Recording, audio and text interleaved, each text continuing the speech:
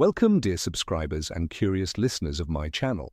Today we're not just talking about Harry Potter, we're talking about someone without whom this story might not even exist.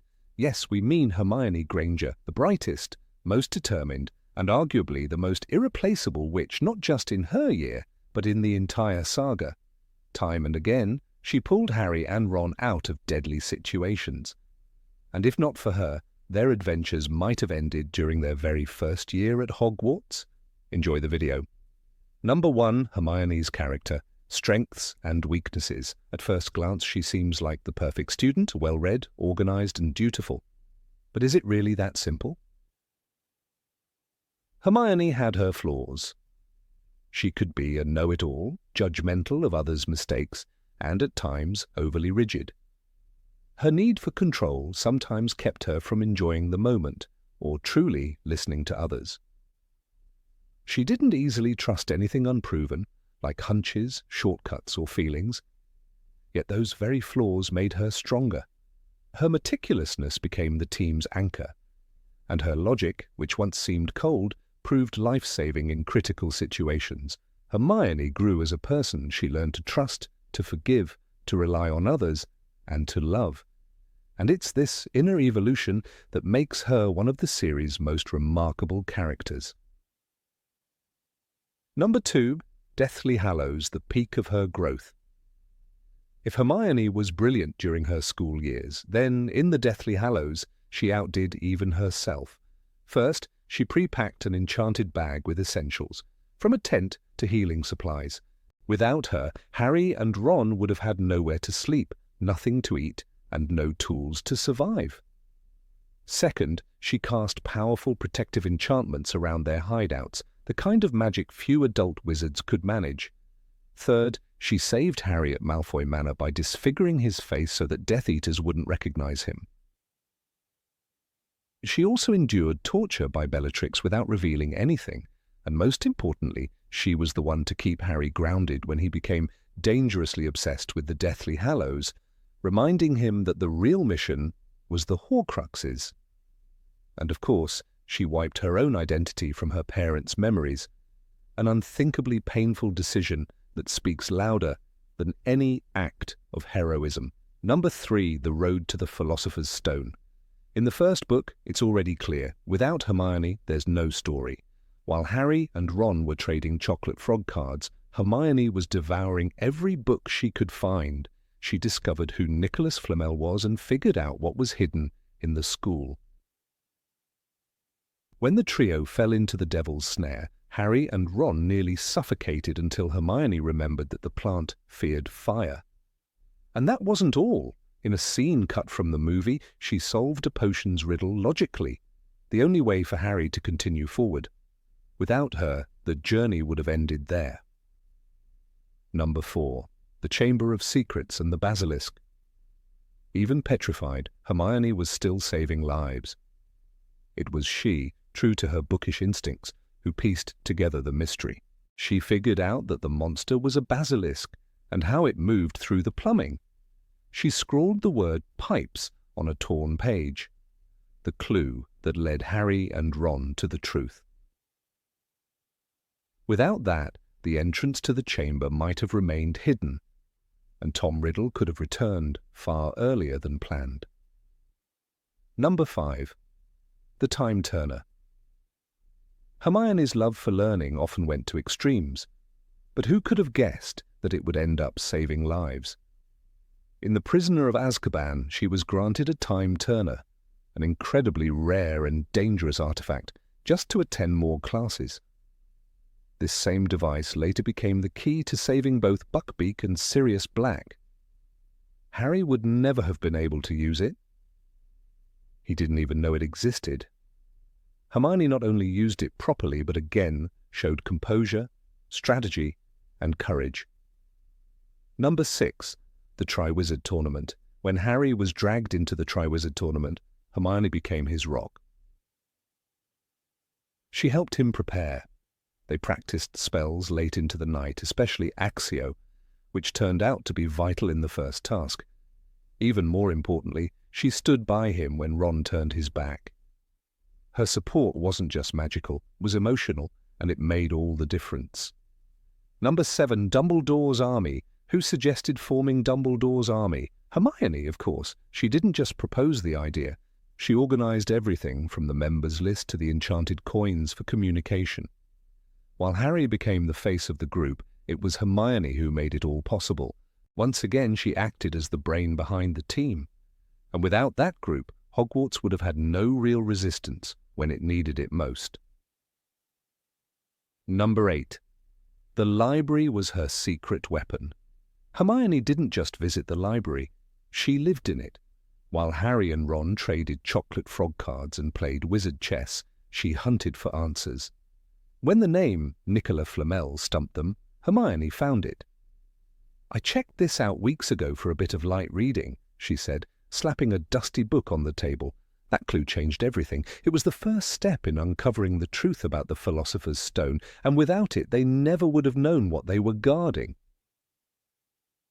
Years later, it was Hermione who uncovered the nature of Horcruxes. Dumbledore had only hinted.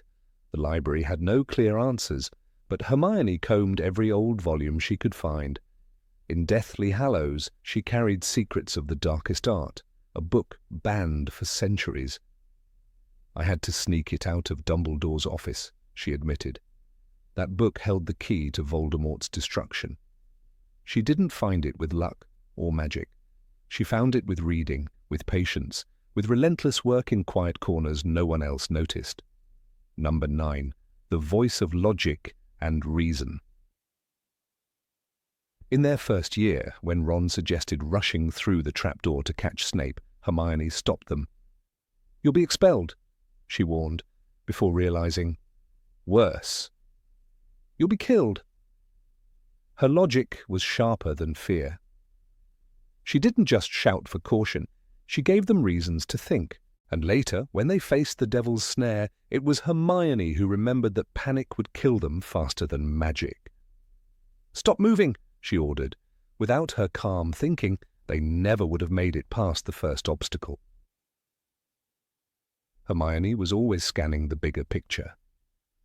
When Harry became obsessed with Malfoy's secret mission in Half-Blood Prince, Ron laughed it off. Hermione didn't. She listened, asked questions, and urged Harry to find proof. "You need evidence," she insisted. She didn't dismiss him, but she wouldn't let him spiral either. She balanced emotion with reason, instinct with logic. And when danger appeared, Hermione had already calculated its cost. That's how she kept them alive, not with luck, with thought. Number 10, defending house elves and teaching compassion. Hermione saw what others refused to see. In their 4th year, she discovered the kitchens and met the house elves who worked day and night without pay, rights, or thanks. Most students didn't care. Even Harry and Ron laughed when she founded SPEW. "You're going to make us wear badges, aren't you?" Ron groaned. But Hermione didn't stop. She knitted hats. She left them around for elves to find. She wrote letters. "It's slavery, that's what it is," she told them. And even if no one listened at first, she kept going. What began as a lonely fight became something more. Slowly Harry changed. He looked Dobby in the eyes with real respect. In Order of the Phoenix, he defended Kreacher's humanity even when Kreacher betrayed them. And when Dobby died saving them all, Harry didn't just thank him, he dug the grave himself. Here lies Dobby, a free elf. That moment didn't come from nowhere. It was the result of years watching Hermione fight for those who couldn't fight for themselves. Hermione taught them that power means nothing without compassion, that true strength is measured by how you treat the weakest.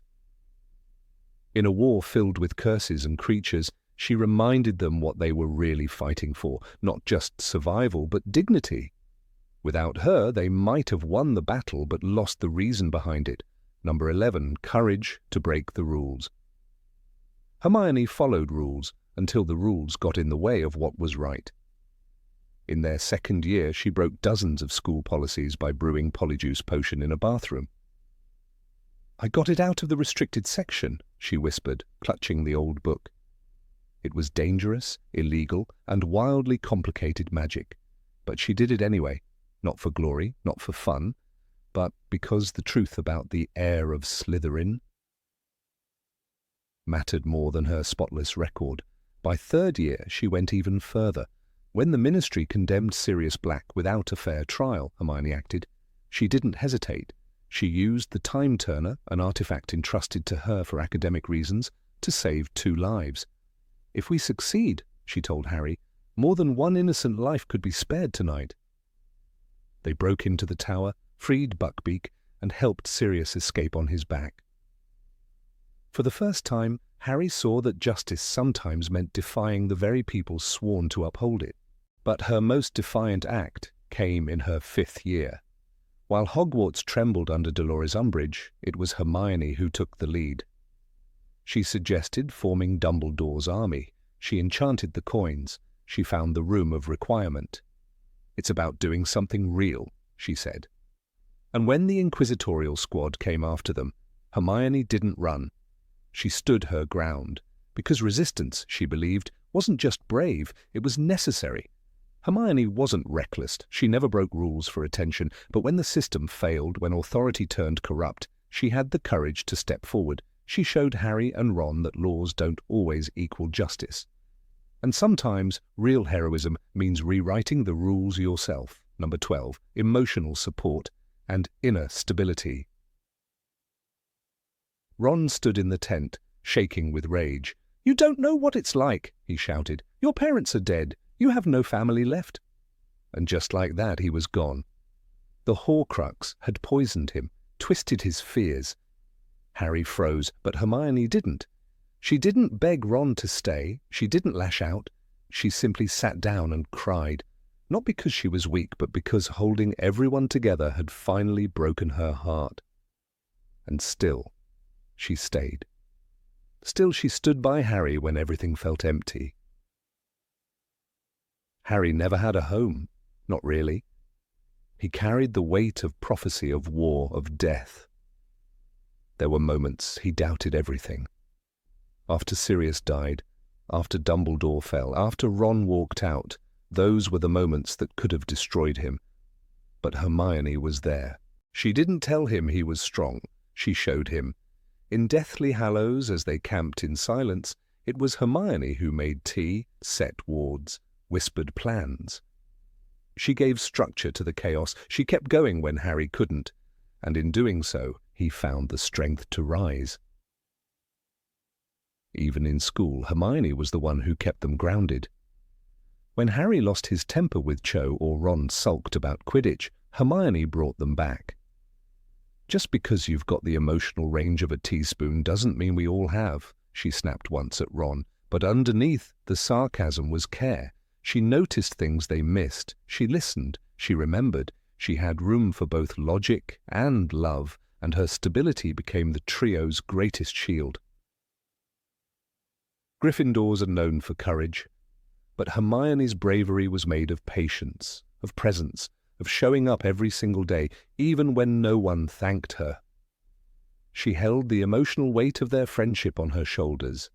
She listened to their fears. She carried their silence. And without her steady hand, the cracks in their world would have split them apart. Number 13, unshakable strength and self-sacrifice. At Malfoy Manor, Hermione screamed. The walls shook with her cries as Bellatrix Lestrange carved the word mudblood into her arm. Ron lost control. Harry fought his chains, but Hermione, she endured. She didn't give in. She didn't speak. Even when Bellatrix threatened to kill her, even when the pain became unbearable, Hermione protected her friends. "How did you get this sword?" Bellatrix shrieked. Hermione only whimpered, "It's fake." Her voice trembled, but she didn't betray them. That silence saved all 3 lives. But her bravery didn't begin there. Long before the war, before the Horcrux hunt, she made a choice most adults would never find the strength to make. In Deathly Hallows, as she prepared to flee, Hermione pointed her wand at her parents. She had erased herself from their memory. The book says she gave them new identities. She made them believe they were different people, living in Australia with no daughter at all. If she died, they'd never remember her. And she did it without a tear. That wasn't just courage, it was sacrifice. Hermione never craved the spotlight. She wasn't the chosen one. She didn't have a famous family. She was a girl born to dentists, carrying the weight of the wizarding world on her shoulders. But whenever the trio faltered, Hermione held them up. In the tent, as the locket poisoned Ron's heart, as Harry grew quiet and uncertain, she stayed steady.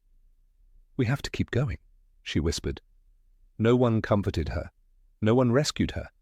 And yet she never stopped pushing forward. Gryffindor praised daring, but Hermione's bravery wasn't loud. It was quiet, constant, and unshakable. She was the spine of their journey, the will behind their magic. Without her, Harry would have fallen, Ron would have turned back, and evil would have won. But she stayed, she fought. She never once let the darkness define her. Number 14, building a bridge to Luna Lovegood. When Luna Lovegood first entered the story, Harry and Ron didn't quite know what to make of her. With her dreamy eyes, upside-down quibbler, and talk of Nargles, she seemed to exist in a world of her own. Ron even whispered, "She's nuts, isn't she?" in Order of the Phoenix. Harry didn't disagree, but Hermione, though often a fierce critic of illogical thinking, never dismissed Luna outright. She rolled her eyes, she argued, but she never turned away. She treated Luna with a kind of reluctant respect, and that made all the difference. It was Hermione who helped normalize Luna's presence in their circle. When the others laughed at Luna's strange beliefs, Hermione would still correct her, but never mock her. That boundary mattered. It taught Harry and Ron something no Defense Against the Dark Arts lesson ever could. People can be different and still be brave, loyal, and important. That lesson came full circle in the Department of Mysteries. When Luna stood beside them against Death Eaters, no one questioned her place. She had earned it, but it was Hermione who first left that door open. Later, during the darkest days at Hogwarts, Luna became one of the few constants in Harry's fractured world. She spoke calmly when chaos reigned.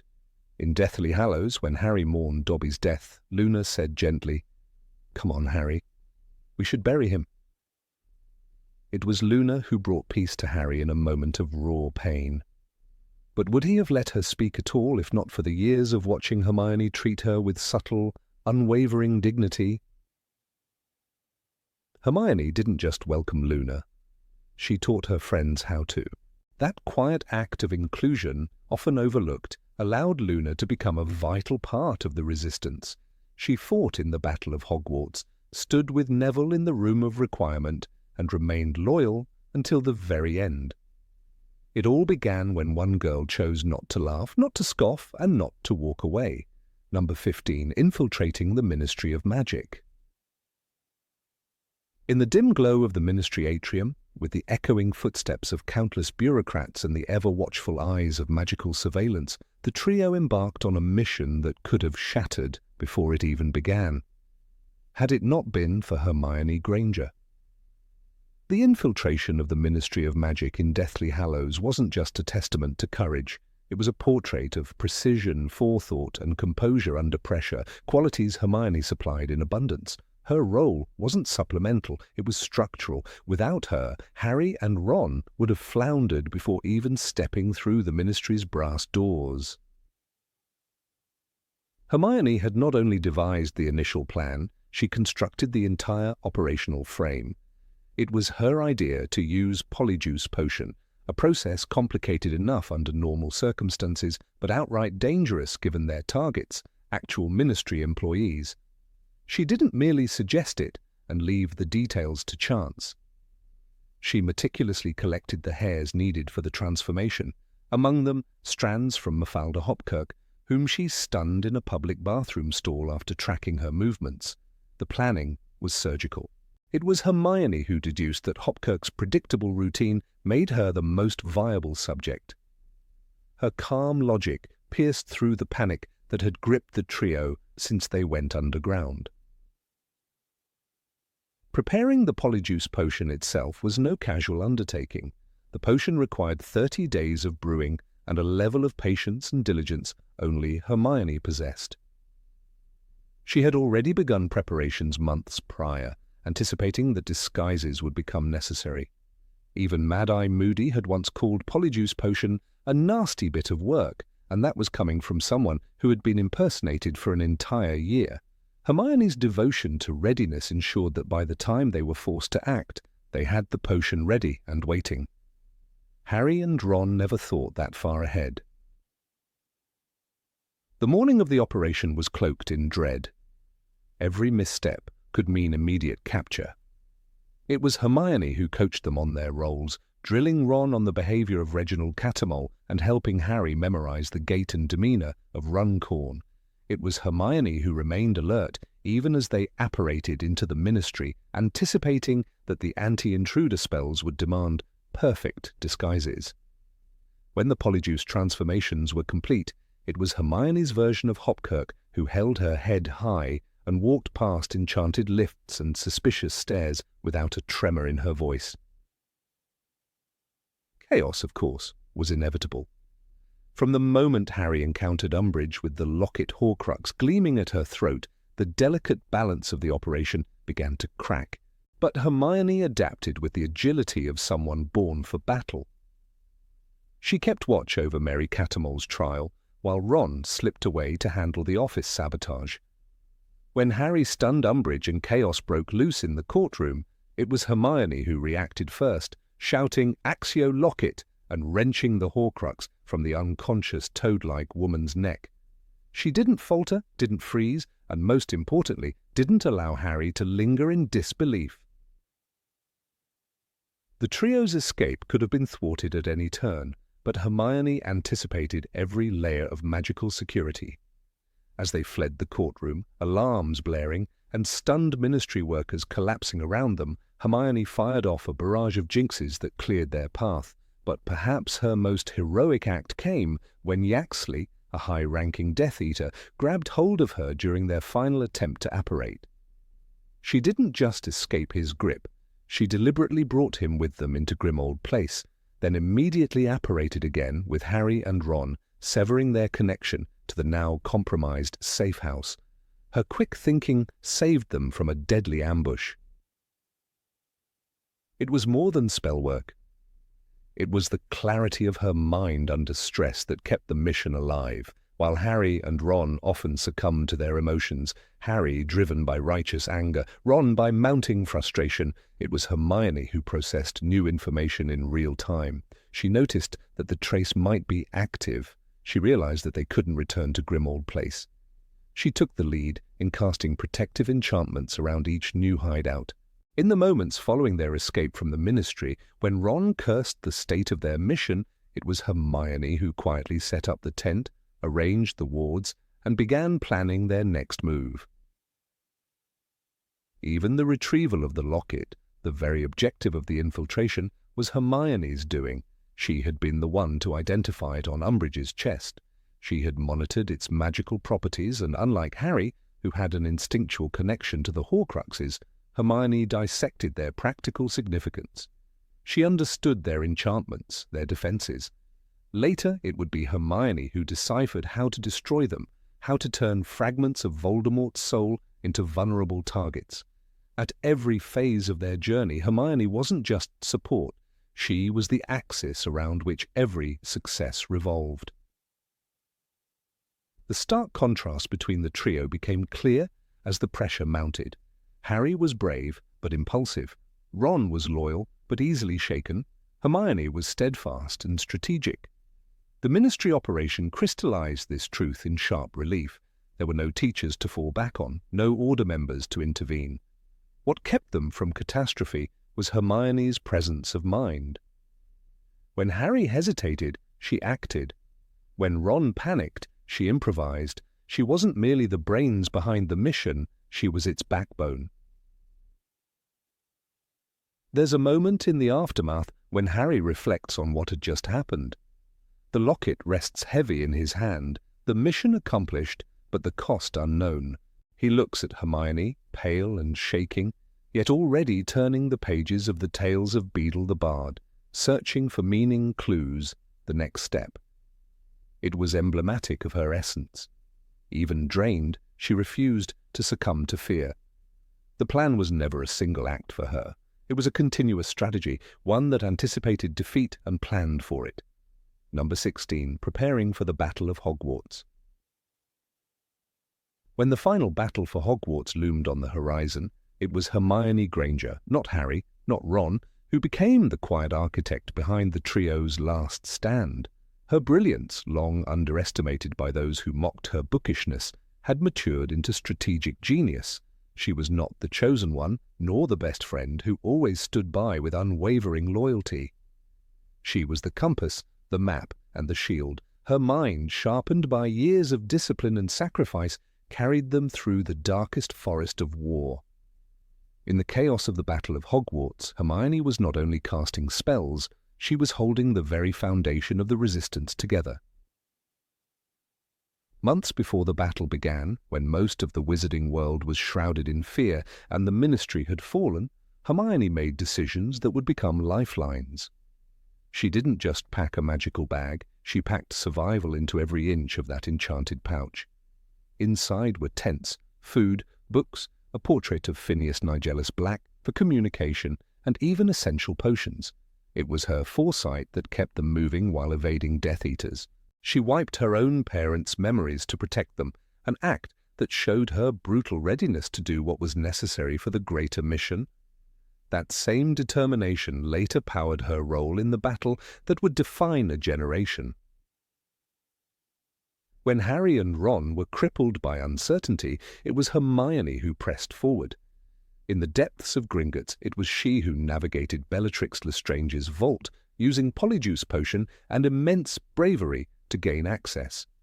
The dragon guarding the vault, the blistering enchantments, the multiplying treasures, all were faced with her at the center of the storm, calculating risks while the others reacted. This same level-headedness carried her into the Battle of Hogwarts, where fear could not take root because she simply did not allow it to. While others panicked, Hermione plotted.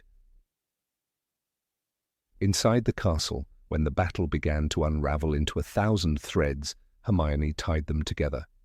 She coordinated with McGonagall, assisted in shielding spells, and even ran alongside Harry and Ron through collapsing staircases and corridors. But her most essential contribution came with the destruction of a Horcrux. It was she who remembered that basilisk fangs, once buried in myth and memory, could destroy the cursed objects. She recalled the very place they had to return to, the Chamber of Secrets. Despite never having opened it before, despite the fact that only Parseltongue could allow access, Hermione trusted Ron to mimic the sound Harry once made. And he did. But it was Hermione who led them into that tomb of danger, who retrieved a fang and who plunged it into the Horcrux.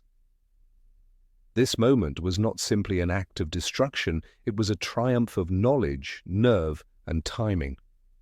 Harry may have had a connection to Voldemort, but it was Hermione's grasp of magical theory and her relentless research that made the Horcrux hunt feasible. Without her, Harry would have wandered blind through half-formed clues. Ron, though loyal and brave, lacked the depth of knowledge to interpret the riddles they faced. In the chaos of war, books became weapons, and Hermione was the only one who knew how to wield them. Even when grief struck, and it did strike with merciless precision, Hermione did not falter. Fred Weasley's death shook everyone to their core, and yet Hermione stood tall, guiding Ron away from a spiral of fury. She understood that vengeance could not guide their wands.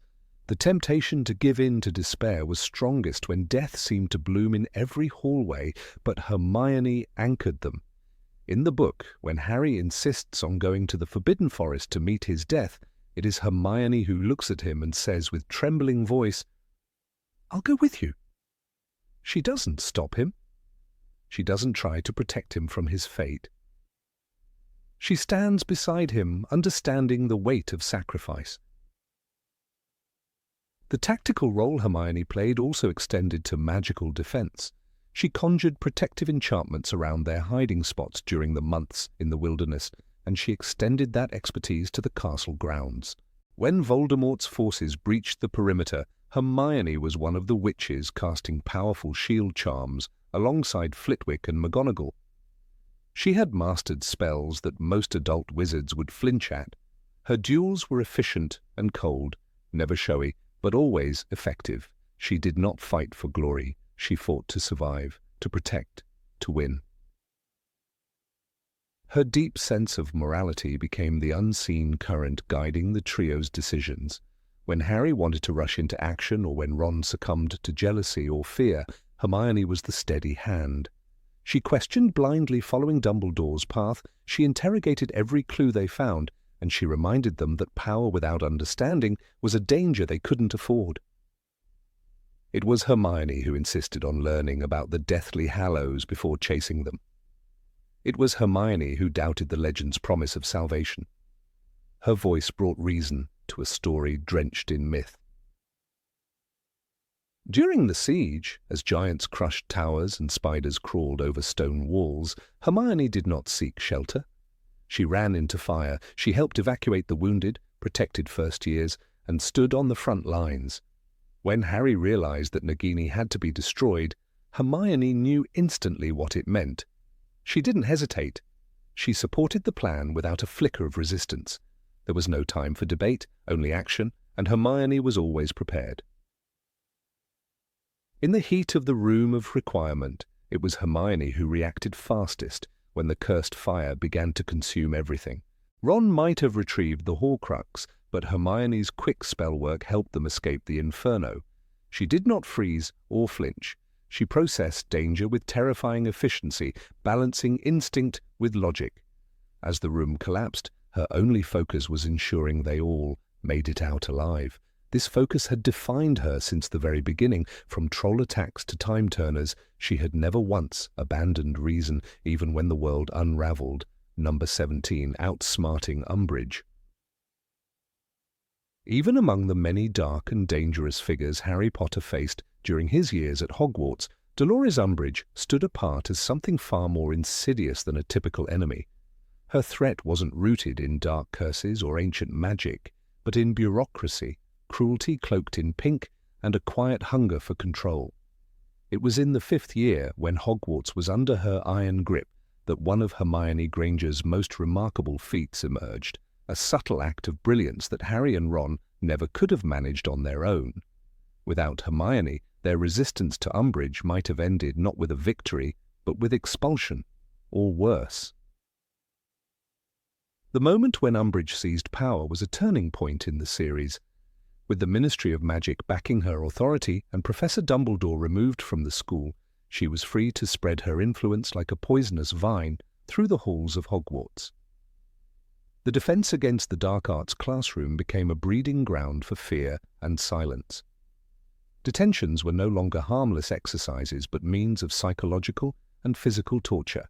Harry learned this personally when forced to write lines with a quill that carved the words into his skin. Ron, full of bluster and anger, often threatened to fight back, to push back physically. But neither he nor Harry had the finesse, nor the long game, to effectively counter such a manipulative adversary. It was Hermione who understood the nature of the threat. She grasped that Umbridge was not to be met with open defiance, but with patience, calculation, and the careful weaving of traps. The brilliance of Hermione's intellect had long been evident, from brewing Polyjuice Potion in 2nd year to mastering advanced protective enchantments, but her true genius lay in knowing when not to use magic at all. Faced with a powerful adult who had the law on her side, Hermione didn't reach for her wand, she reached for her mind.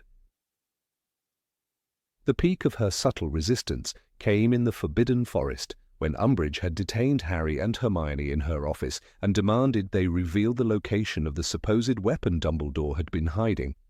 What happened next was not a spur-of-the-moment plan. Hermione had been preparing for this possibility. She knew Umbridge's thirst for power, her belief in her own cleverness, and her total lack of understanding of the magical creatures she so arrogantly dismissed. So Hermione created a story. She told Umbridge the weapon was hidden in the Forbidden Forest, where only she and Harry could lead her to it. It was a lie so risky and so bold that no one but Hermione could have carried it out. Umbridge naturally fell for it. Hermione's voice trembled just enough to sound truthful. She acted frightened, not defiant, playing the role of the intimidated student who was reluctantly revealing a dark secret. Harry followed her lead with practiced confusion, lending weight to the deception, but it was Hermione who set the trap, Hermione who baited the hook, and Hermione who led the villain to her reckoning. As they marched through the forest under Umbridge's supervision, deeper and deeper into the dark, Hermione made sure they were heading not just into danger, but toward a specific, calculated confrontation. She had planned to let the centaurs handle the rest. Centaurs, proud and powerful magical creatures, had already been insulted by Umbridge earlier in the year. She viewed them as lesser beings, unworthy of respect or rights. Hermione knew this. She also knew that the centaurs held no love for the ministry or its agents. In fact, as Firenze, the centaur-turned-professor, had warned, his kin were growing increasingly restless under Umbridge's rule. So Hermione walked them straight into the den of those most likely to be enraged by Umbridge's presence. When the centaurs emerged from the shadows, Umbridge, in her usual fashion, tried to assert her authority. "I am Senior Under-Secretary to the Minister of Magic, and I am ordering you out of this forest," she bellowed.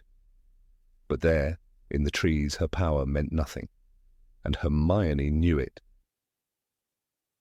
Harry, ever brave and quick with a wand, might have tried to duel Umbridge or force his way out of the situation.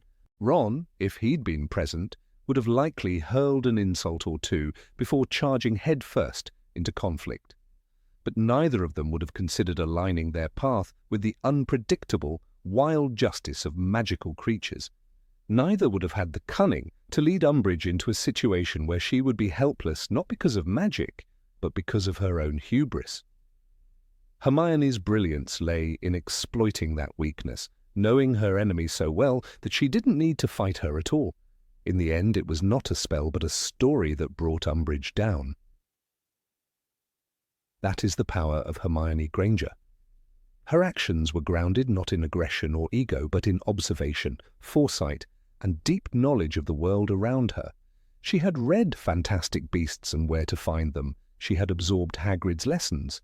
She knew that centaurs despised being treated as inferiors. She knew that no matter how powerful a witch thought she was, stepping into the forest unprepared was a mistake. It was calculated risk wrapped in narrative genius. Even more striking is how Hermione retained her morality. She did not wish physical harm on Umbridge. When Harry asked afterward what might happen to her, Hermione showed genuine concern, saying she hoped the centaurs wouldn't hurt her too badly. Her intent was not vengeance, but liberation. Liberation from a tyrant who had made Hogwarts a place of fear and silence. Hermione achieved that without violence, without breaking a single rule that couldn't be bent with logic. Number 18, willingness to endure pain. There was a moment, quiet and almost invisible to anyone watching, when Hermione Granger stood at the window of her childhood home, wand trembling in her hand. The spell she was about to cast would erase her from the minds of her own parents. Not temporarily, not metaphorically, completely. Wendell and Monica Wilkins, as they would soon believe themselves to be, would continue their lives in Australia with no memory of their daughter, her laughter, her achievements, her existence. She did not ask Harry or Ron to come with her. She did not complain. She did not delay. And she never knew if she would ever see them again. That act alone spoke volumes about the weight she was willing to carry. Not for herself, but for the mission, for Harry, and for the world they were trying to save. From the very beginning, Hermione was never just the clever girl in the trio. She was the spine, the structure that held everything together when both Harry and Ron faltered. In their second year, when the basilisk roamed Hogwarts and petrified students, it was Hermione who lay motionless in the hospital wing, a torn page clutched in her frozen hand. Even unconscious, she had handed them the answer. Without that clue, Harry would never have known that the creature was a basilisk. Her mind, yes, but more than that, her instinct to protect them all had driven her to investigate alone, knowing the danger. She could have waited, could have consulted others. She didn't. That was the first time she risked everything on her own, and it wouldn't be the last. Years later, when the war pressed heavier and darker, it was Hermione who insisted on preparing for the Horcrux hunt with meticulous planning. She had a beaded bag enchanted with undetectable extension charm, filled with clothes, potions, books, and essentials. That detail, so small, so domestic, was the reason they survived nights on the run. It wasn't magic for glory, it was magic for survival. It was foresight, it was care. While Harry wrestled with visions and prophecy and Ron battled insecurity and jealousy, Hermione packed, planned, and protected them both. When Ron abandoned them in the forest, Hermione did not follow. Her heart shattered, and Harry knew it. She cried in silence, each tear a protest not just against Ron's departure, but against the weight of hope slipping away. Yet she stayed. She kept the fire going, guarded the camp, and read by lamplight from the tales of Beedle the Bard, hoping for answers. She never asked Harry to explain the mission he barely understood himself. She trusted him. Her loyalty was not blind. It was a choice made every day, even as fear gnawed at her soul. She faced Bellatrix Lestrange in the dungeons of Malfoy Manor and screamed as the Cruciatus curse tore through her. The pain was unimaginable. Her cries echoed in the stone walls. And yet, not once did she reveal Harry's identity or the truth about the sword. That moment, though it broke her body, did not break her mind. Ron, locked below with the others, was helpless. Harry was disarmed, and still Hermione endured. That kind of strength cannot be taught. It cannot be strategized. It is born of belief, a belief that this cause mattered more than her own pain. Before the Battle of Hogwarts, as the sky darkened and screams filled the corridors, Hermione ran toward danger. She led the charge into the Chamber of Secrets, not for glory, but for necessity. She destroyed a Horcrux with a basilisk fang, the venom burning through Ron's hands. She had never been there before. She had never seen the chamber, but she trusted magic. She trusted herself.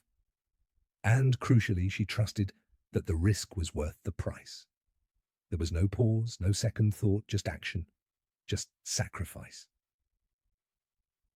Harry was the chosen one, and Ron was his best mate, but it was Hermione who walked beside them, not behind. When Harry's judgment faltered, as it often did, Hermione asked the hard questions. She was not always kind, but she was always right. In The Half-Blood Prince, as Harry grew obsessed with Draco and the mysterious potions book, Hermione never stopped pushing him to see reason. Her disapproval was not born of pride, but of concern. She wanted him safe. She wanted him alive. Even when her words fell on deaf ears, she kept speaking. She gave up her education, the thing she had valued above all when she arrived at Hogwarts for the Horcrux hunt. She did not finish her 7th year. She could have returned to school, claimed the head girl badge that was certainly hers, and waited for others to fight. But that was never an option. She left behind Owl's career prospects, safety, and even family. Every adult in her life would have understood if she had chosen differently. But she didn't. She chose war. She chose to stand beside Harry and Ron, not because they needed her brains, but because they needed her courage. In Grimmauld Place, when despair was thick and answers were few, it was Hermione who deciphered the mystery of the locket's enchantments. She took the burden of wearing the Horcrux when Harry could not. She bore the same mental torment, the whispers and hallucinations that poisoned Ron, but she did not lash out. She did not flee. She stayed steady. Her mind was fortified not just by intellect, but by empathy. She knew what it meant to carry pain in silence, and she did it every day without complaint.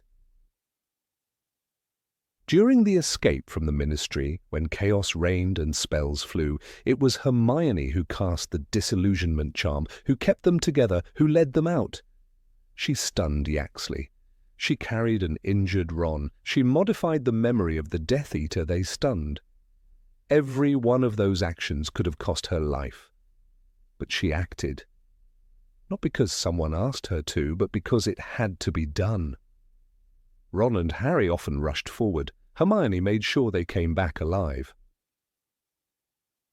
She did not demand thanks. She did not seek recognition. In the tent, when tensions flared and tempers boiled, Hermione held the line. She brewed Polyjuice Potion. She guarded the radio. She kept them anchored to the larger picture. Without her, their noble mission would have collapsed into aimless wandering. Ron might have stayed gone. Harry might have quit. But Hermione gave them purpose, even when she had none left for herself. She believed in the cause more deeply than either of them. Not because of prophecy or vengeance, but because it was right. She saw the world Voldemort was creating, and she refused to be a silent bystander. She was Muggle-born, she had everything to lose, but she fought not just for her kind, but for all. Her sacrifice was not dramatic, it was relentless, constant, understated, but it built the very foundation of resistance. When the trio stood on the battlefield, bruised and bloodied, it was Hermione who ensured that each Horcrux had been destroyed. It was her idea to speak to the goblin about the sword. Her research revealed the importance of the Hufflepuff Cup. Her insistence on returning to Hogwarts gave Harry the final piece of the puzzle. She had not just followed the trail, she had laid it, piece by piece, clue by clue. Every step they took was built on her insight. And after the war, when the dust settled, it was Hermione who returned to Hogwarts to complete her education. It wasn't about grades, it was about reclaiming something Voldemort had tried to steal. Her future, her peace, her name. She did not become bitter, she did not demand monuments. She rebuilt the world not with spells but with principle, and still she remained the one who had suffered so much and asked for so little. Harry and Ron were heroes in their own right, but without Hermione they would have broken long before they reached Voldemort. She absorbed the pain they could not bear, carried the guilt they tried to suppress, and showed them, every single day, that courage was not loud or flashy. It was in the quiet choices, the painful spells, the sleepless nights, the unyielding loyalty. She was the moral compass, the silent shield, and the sacrifice that held them all together. As Harry later reflected, she had been the best of them, and she was. Not because she was perfect, but because she was willing to suffer without bitterness, to fight without applause, and to love without condition. Without Hermione Granger, the boy who lived might never have lived at all. Number 19. Books that don't exist. There was never a moment in Harry's journey when Hermione Granger's presence didn't make the difference between chaos and strategy. She wasn't simply a clever student with a love of books. She was the architect behind the trio's survival, the quiet strategist behind nearly every major breakthrough. Her ability to unearth knowledge no one else could find, often in books others never thought to read, placed her in a realm of her own. And when it came to the Horcruxes, even the wisest professors of Hogwarts seemed oblivious to what Hermione managed to piece together. There was no standard curriculum that taught about splitting one's soul, no chapter in Hogwarts, a history that laid out Voldemort's immortal blueprint. But Hermione somehow found what didn't officially exist, and that changed everything. The Horcruxes were not an academic exercise. They were a death sentence waiting to be undone by knowledge almost lost to time. Dumbledore himself had to consult obscure sources to confirm his suspicions, and even then he never gave Harry a manual. It was Hermione who built that manual from scraps. Her first step was understanding the gravity of what they were facing. While Harry was consumed by grief after Dumbledore's death, and Ron often floundered in frustration, Hermione was packing the tales of Beedle the Bard, secrets of the darkest art, and copies of magical theory texts that most students would never dream of opening. "I've had a lot of time to think and read," she told them, and that simple sentence disguised months of methodical research. She didn't wait for orders. She anticipated what needed to be known and found it. The book Secrets of the Darkest Art wasn't part of the Hogwarts library. It had been removed, likely banned, for containing information too dangerous for young minds. Yet Hermione got hold of it, most likely through Dumbledore's private collection or other means she never fully explained. Inside it, she found the gruesome details of Horcrux creation and destruction, including the only known magical means capable of annihilating such a cursed object. Basilisk venom, as it turned out, was one of the rare substances powerful enough to destroy a Horcrux beyond repair. That piece of information wasn't dramatic in delivery, but it was explosive in impact. It meant that the sword of Gryffindor, which had absorbed basilisk venom in the Chamber of Secrets, was not merely a relic, it was a solution. That insight rewrote the rules of their mission. And it came from Hermione. It wasn't the kind of knowledge one stumbled upon. It wasn't just sitting in a first-year textbook. It demanded a mind that not only remembered facts, but connected them across years and sources. She had been there when Harry stabbed the basilisk. She had seen the sword plunge into the beast. Years later, she would use that memory to draw a conclusion no one else did. When Ron destroyed the locket in the Forest of Dean, it was only possible because Hermione had known to keep the sword safe, to protect it, to understand its value. The sword of Gryffindor had absorbed only that which made it stronger, she told them, quoting a long-forgotten source. And she meant it literally. While Harry's scar burned with Voldemort's thoughts and Ron's jealousy often clouded his judgment, Hermione worked like a librarian of apocalypse. She kept notes, made lists, sketched theories, and challenged their every decision with evidence. They wandered forests and fields, hungry and cold, but Hermione's bag, enchanted with an undetectable extension charm, was a portable war room. In it were maps, books, spare clothing, food, and the tools they would use to reshape the magical world. It was an absurd task for 3 teenagers, but Hermione's planning made it remotely feasible. Harry had heart, Ron had loyalty, but Hermione had the spine of the operation. When they camped for days without clues, it was Hermione who reopened The Life and Lies of Albus Dumbledore, picking through its deceitful pages to look for buried truths. While others dismissed Rita Skeeter's gossip-laden text, Hermione read between the lines. She highlighted Dumbledore's connections to Grindelwald, cross-referenced the name Bathilda Bagshot, and unravelled the symbolic meaning of the Deathly Hallows before Harry had even considered them real. The Hallows were another riddle with no answer key, but Hermione managed to see their place in the larger puzzle. She might not have believed in them at first, but she knew they mattered because they had entered the legend for a reason. She never treated any piece of knowledge as disposable. And then came the incident in the Ministry of Magic, where they stole the locket Horcrux from Dolores Umbridge. The mission would have been impossible without Hermione's Polyjuice preparations and detailed understanding of the Ministry's layout, which she gleaned from dozens of obscure sources. She knew spells to break through security, conceal their presence, and even forge documents. When chaos erupted, she was the one who kept them focused and got them out. It wasn't heroism by instinct, it was heroism through planning. Hermione didn't just react, she anticipated. At Godric's Hollow, it was again Hermione's skepticism and knowledge of magical traps that saved Harry's life. While he was drawn by sentiment and hope, she suspected the trap. She saw the cracks in Bathilda's behavior and knew that something was wrong. Her quick reactions when Nagini attacked proved that she wasn't just reading books, she had internalized them, turned them into reflexes. Magic in her hands was not guesswork. It was craft forged by study and discipline. Even her understanding of wand lore, gleaned from scattered passages and chance references, became critical. When Harry's wand broke and Ron returned, It was Hermione who explained the rarity of wand repair and the implications of wand allegiance. Her knowledge helped Harry realize why the Elder Wand mattered long before he ever held it.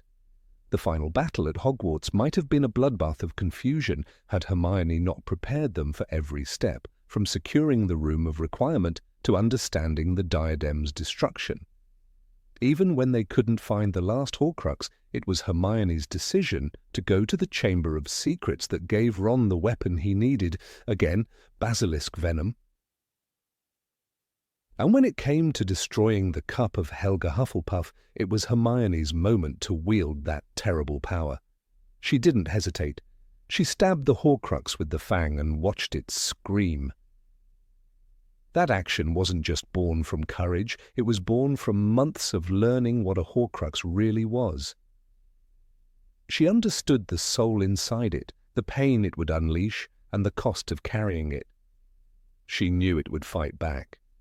She had read what others hadn't dared to. There's a scene where Ron marvels at Hermione's bag and mutters, "You're amazing, you are!" But that praise barely scratches the surface. Her mind was not only sharp, it was tireless. When others saw walls, she saw clues. She never needed permission to do what had to be done, and in a world where knowledge could mean life or death, Hermione was the only one constantly moving forward. Her love of books wasn't academic snobbery, it was a survival tactic. The irony is that Hermione often appeared as the one who slowed things down with caution or overthinking. But it was her pace that saved them. She didn't rush into battle blind, she stepped into it with annotated strategies, emergency plans, and historical parallels. She treated Voldemort not just as a villain, but as a phenomenon to be studied, broken down, and dismantled with precision. Every Horcrux she touched was a result of scholarship as much as bravery. Even in the final moments of Voldemort's reign, when the last Horcrux was gone and Harry walked into the forest to face death, Hermione had already done her part. She had catalogued death itself, from the Hallows to the Souls, and passed that knowledge to Harry without forcing him. She never needed the spotlight, she simply needed them to survive. There are no great heroes in this story without Hermione Granger. Harry may have been the chosen one, and Ron the loyal friend, but Hermione was the one who found books that didn't exist, who read warnings no one else saw, and who created a map for a war that had no blueprint. In a world where even Dumbledore kept secrets and Slughorn erased memories, Hermione Granger discovered truths that saved the wizarding world, and she did it with her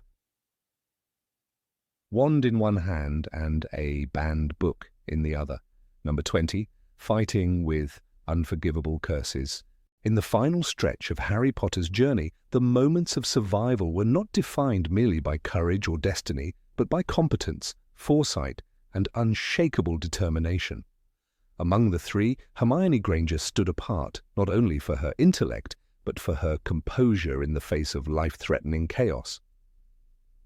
During the darker and more vicious chapters of the Deathly Hallows, when unforgivable curses flew through the air like arrows in a storm, Hermione was not a background character. She was the foundation of their resistance.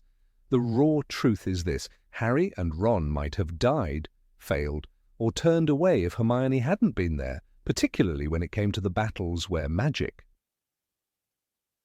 was no longer whimsical, but lethal. When they were ambushed at the cafe on Shaftesbury Avenue, Hermione was the first to react. Dolohov and Rawle had appeared out of nowhere, and while Ron was still recovering from apparition sickness, and Harry hesitated for a brief second, it was Hermione who acted. She cast the full bodybind curse with accuracy and followed up with a stunning spell. These were not reflexive acts of fear, they were calculated decisions made under pressure. Later, she even modified the Death Eater's memories to prevent them from reporting what had happened. "I had to," she said, her voice shaking, but her hands steady. Ron could not have managed it. Harry wouldn't have thought of it. Hermione did it. As they descended deeper into the shadows of Voldemort's regime, the use of unforgivable curses became less a line not to cross and more a door that must be opened if one hoped to survive.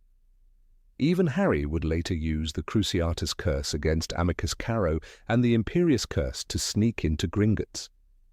Yet it was Hermione who stood at the threshold of that moral shift with a kind of reluctant but powerful agency.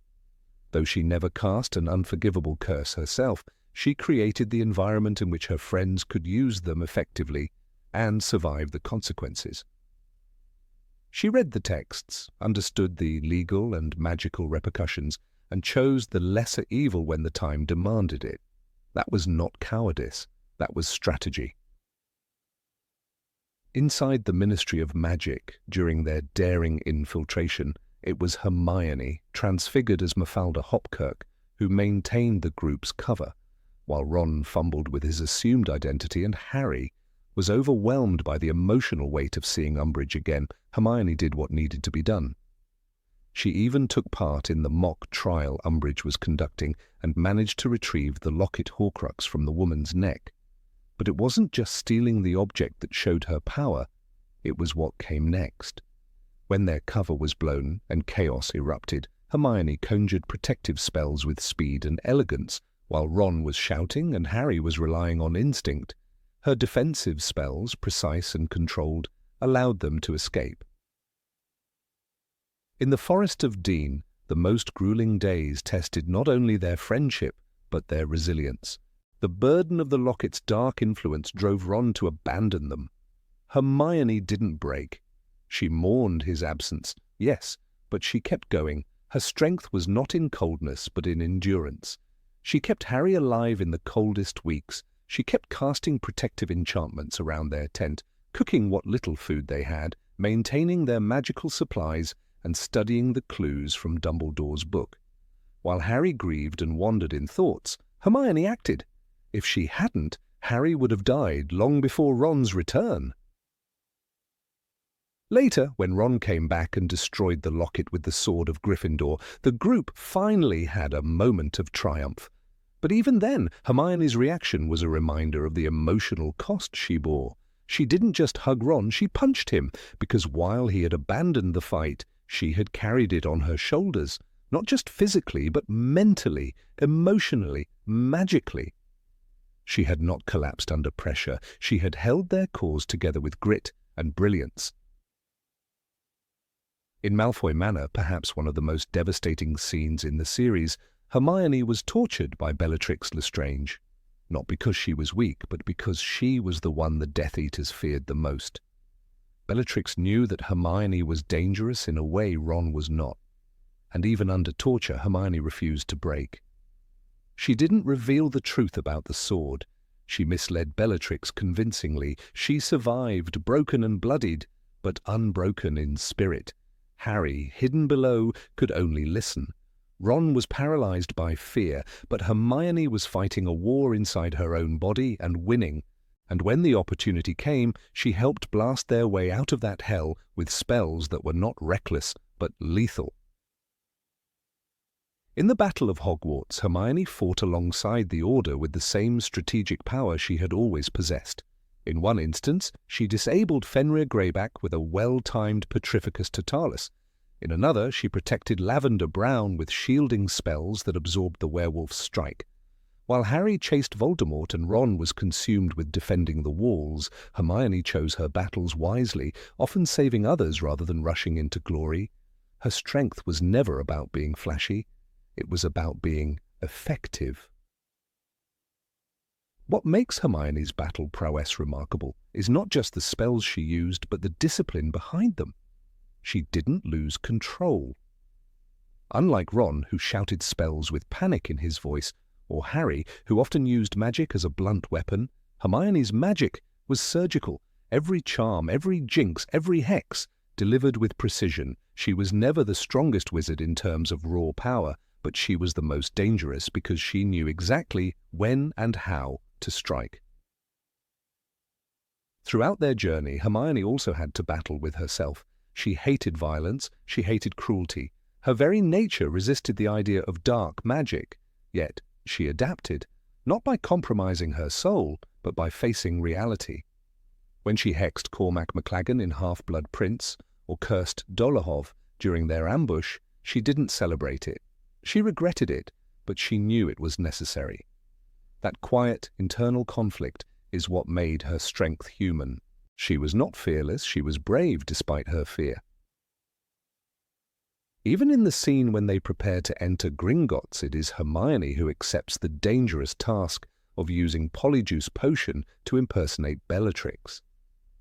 Not only does she have to master Bellatrix's terrifying mannerisms, but she also has to carry herself like someone capable of casting the Cruciatus Curse believably.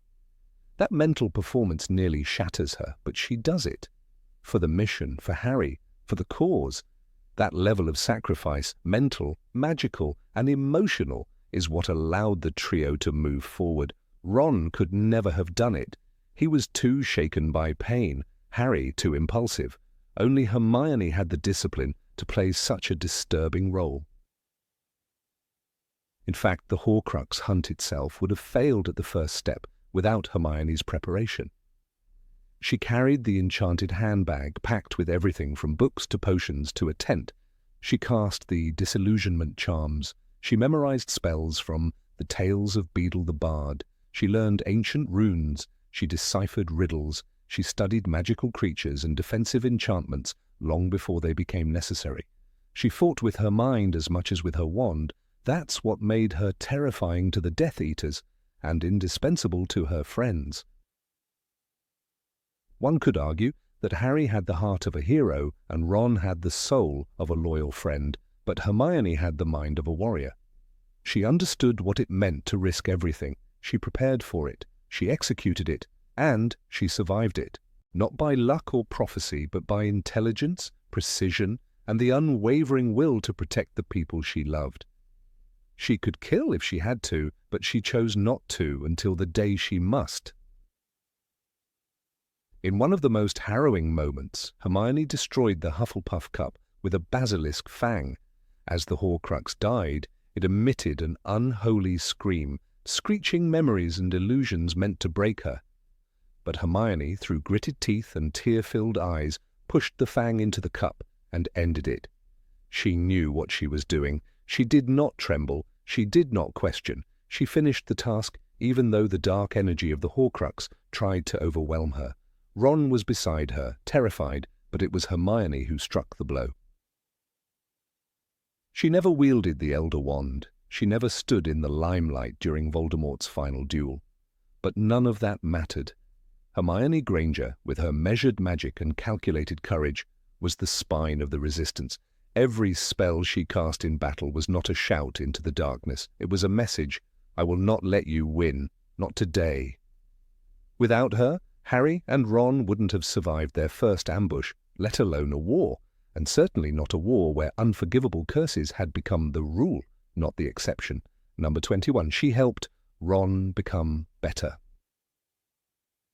Ron Weasley was born into a family of legends. Bill was head boy, Charlie a Quidditch star, Percy the stickler for perfection, Fred and George the uncontested kings of wit and chaos. And then came Ron, the sixth boy, burdened with hand-me-downs and expectations, too loud to ignore but too vague to chase. He was always caught between the brilliance of others, never quite knowing where he fit in. That would have remained his legacy until Hermione Granger stepped into his world and disrupted it forever. Her presence didn't just add another companion to Harry's adventures, it quietly reshaped Ron's identity, piece by piece. Hermione didn't flatter Ron. She didn't coddle him. In fact, she challenged him more than anyone else ever dared. She corrected his spells, rolled her eyes at his ignorance, and reprimanded his immaturity. And yet, through all that, she saw something in him no one else did. Potential. Not the raw, unrefined kind that burns out without notice, but a potential that could flourish with time and discomfort.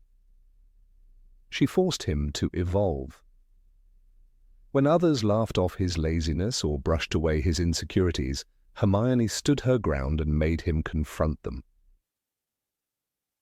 The story of Ron's growth is etched in small, almost invisible strokes throughout the books. From the chess game in Philosopher's Stone, where he sacrifices himself, to standing up to Harry in Goblet of Fire, there's a current of bravery that grows stronger with time. But that bravery didn't bloom in isolation. Hermione's influence was the crucible that shaped it. She called out his pettiness, refused to accept his cowardice, and wouldn't let him wallow in mediocrity. When Ron complained, Hermione debated. When he mocked, she lectured. And when he faltered, she waited but never lowered the standard. Even during the darkest days, Hermione remained his moral compass. Take Deathly Hallows, the most testing of their years, where survival meant compromise. Ron cracked under the weight of their mission and the tension of Voldemort's looming presence. He abandoned them. It was the moment his insecurities won, fueled by the Horcrux, yes, but they were real fears. The sense of inadequacy, the feeling of being second best, the gnawing thought that Hermione loved Harry more. Yet when Ron found his way back, dirty, trembling but changed, it wasn't just guilt that drove him. It was Hermione, her voice in his head, her memory, her standards. She had made herself his North Star. In Deathly Hallows, Ron confesses, "I wanted to come back the minute I'd left. I just didn't know how to find you." But he found them, and more importantly, he destroyed the Horcrux that echoed his deepest fears. He watched himself mocked by a spectral Harry and Hermione who jeered at his uselessness. That moment could have shattered him. But he struck back, literally and symbolically killed the part of himself that believed he was unworthy. That was not just courage, that was evolution. And it was Hermione who gave him the tools to survive that test. Hermione didn't simply bring intelligence to the trio, she brought balance. Harry had instinct, Ron had loyalty, but Hermione, she had insight, emotional and intellectual, and she poured both into Ron in subtle, relentless ways. She taught him that intelligence wasn't just for the top of the class, that compassion didn't mean softness. That rules mattered, but people mattered more. When Ron wanted to joke, she demanded seriousness. When he was careless, she demanded accountability. And over time, he rose to meet her expectations, not to impress her, but because she helped him believe he could be more. The Yule Ball in Goblet of Fire was a turning point, not because of the fight, but because it was the first time Ron saw Hermione as someone outside of his assumptions. Her arrival with Victor Krum didn't just spark jealousy, it cracked his worldview. Hermione had agency, she had allure. She wasn't the background character in Ron's life, she was writing her own story, and Ron wasn't guaranteed a part in it. That realization stung him into self-awareness, not instantly, not cleanly, but it sowed the seed of something vital. Respect for her independence, her strength, her choices. In Prisoner of Azkaban, when Ron breaks his leg and still stands by Hermione against Sirius Black, it shows the beginning of this transformation. It's easy to be brave when there's no cost, but Ron, hurt and confused, chose to protect his friend without knowing the truth. That loyalty, sharpened by Hermione's presence over the years, became his strength. She hadn't just challenged him, she had cultivated within him the ability to reflect, to endure, and eventually to lead. By Half-Blood Prince, Ron's growth had reached a critical point. He joined the Quidditch team, not as a shadow of his brothers, but as Ron Weasley, the Gryffindor keeper. When Lavender Brown entered the picture, his decisions were juvenile, but also revealing. He sought validation, admiration, identity. Hermione didn't shield him from the consequences. She let him fumble. She let him feel the sting of foolish choices, and in doing so, she gave him the space to mature. Their argument wasn't about jealousy alone. It was about growth. Hermione wasn't interested in the version of Ron that settled. She loved the one who strived. Ron's role in the final battle is often overshadowed, but it was defining. When he rescues Hermione from the Malfoy Manor, it's not just physical courage, it's emotional fury. Bellatrix tortures Hermione and Ron is inconsolable. He screams her name, breaks rules, risks capture. This isn't a boy seeking approval, it's a man who's found his purpose. His fear for Hermione doesn't paralyze him, it drives him. Every insult he once threw her way dissolves in those moments. Every time he teased her for studying, for worrying, for being mental, It's undone by the way he now reveres her mind and spirit.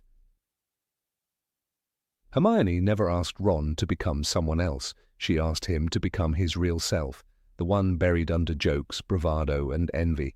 She taught him that being second best was a lie he told himself, that his heart, his loyalty, his instincts were just as magical as any spell in her books, that bravery wasn't about outshining others, but about standing firm when no one is watching. Through every argument, every bookish lecture, every disapproving glance, Hermione was building Ron, carefully, quietly, and with immense love. The scene in Deathly Hallows where Ron suggests rescuing the house elves is often dismissed as comic relief. But it's a breakthrough. Hermione had fought for magical creatures for years, and Ron had always rolled his eyes. But now, in the midst of war, he mirrors her compassion. "You've got a bit of a saving people thing, haven't you?" she once snapped at Harry. And Ron, by this point, had caught that same fire, not to mimic her, but to walk beside her. That was the proof that her influence wasn't just intellectual. It had taken root in his soul. Ron Weasley might have always had a good heart, but good hearts need direction. Hermione was that direction. She lit paths he didn't know existed. She taught him that strength wasn't the absence of fear, but the decision to act despite it. She showed him that the world didn't need more glory chasers. It needed protectors, listeners, and people who could love fiercely. And Ron, with his flaws and freckles, became all those things because Hermione never stopped believing he could. No friendship is perfect, and theirs was no exception. But its imperfection was its strength. Hermione never let Ron stay comfortable. She never let him hide behind excuses. And he, in turn, became the man who could stand beside Harry through fire, death, and darkness, not as a sidekick, but as an equal. In the end, when the battle for Hogwarts raged and everything hung in the balance, Ron was not in the shadows. He was in the fight with Hermione by his side, not because she pulled him there, but because she had helped him walk the road toward himself. Number 22. The Hidden Leader.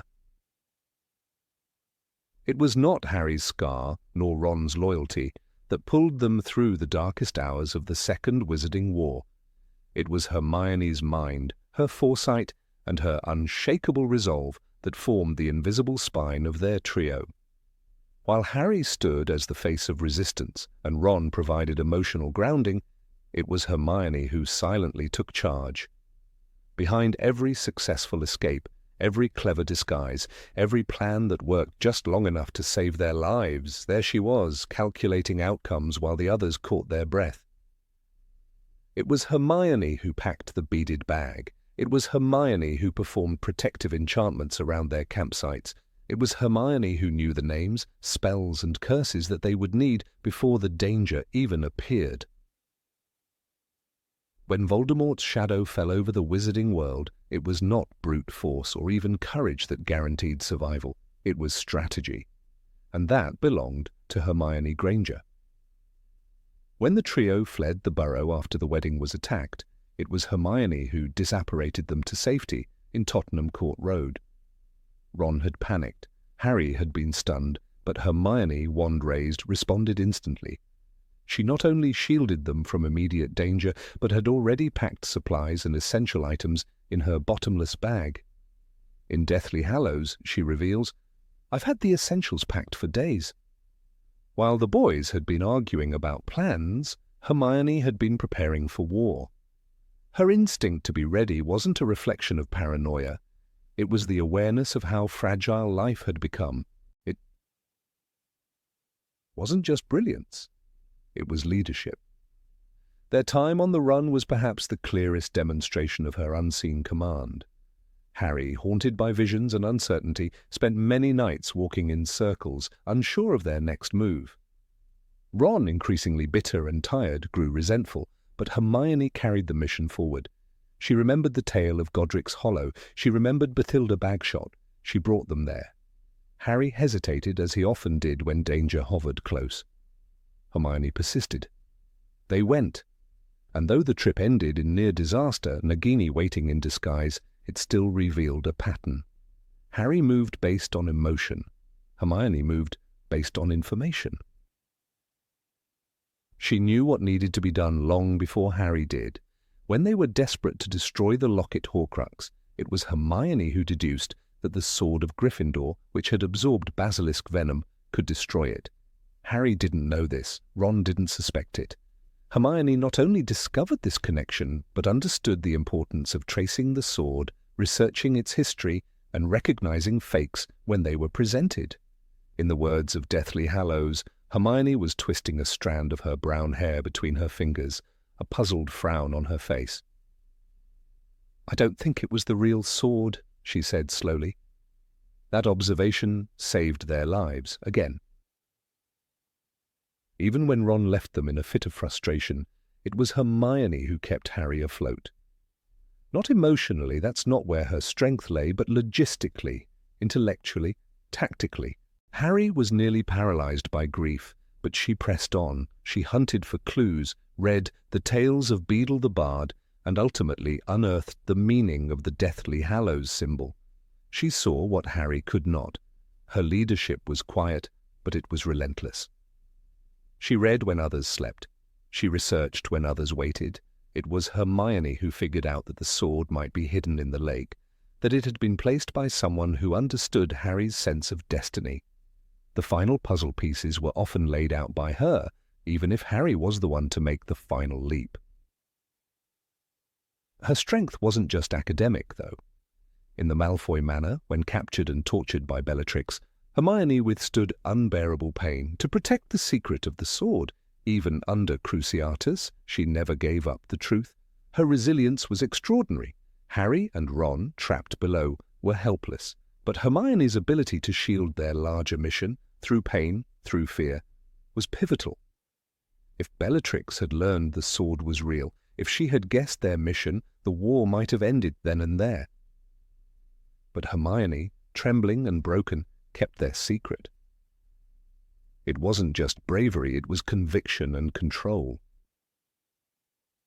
And then there was the Polyjuice escape from the Ministry of Magic. It was Hermione who brewed the potion. It was Hermione who remembered the names of the employees they impersonated. It was Hermione who organized the infiltration plan. While Harry charged through with instinct and improvisation, and Ron fumbled through unfamiliar territory, Hermione carried them through the operation. Even during the escape, it was her spell that triggered the chain of events that led them safely away. She had weighed the risk, calculated the route, and even in chaos, had a contingency. The only reason they got out alive was because Hermione had imagined everything that could go wrong and planned for it. Leadership isn't about shouting orders, it's about responsibility. It's about being the one who carries the map, who keeps others from veering off into disaster. In Half-Blood Prince, while Harry obsesses over Malfoy's movements, Hermione reminds him to think logically. Just because you have the emotional range of a teaspoon doesn't mean we all have. Her words weren't always gentle, but they were sharp and necessary.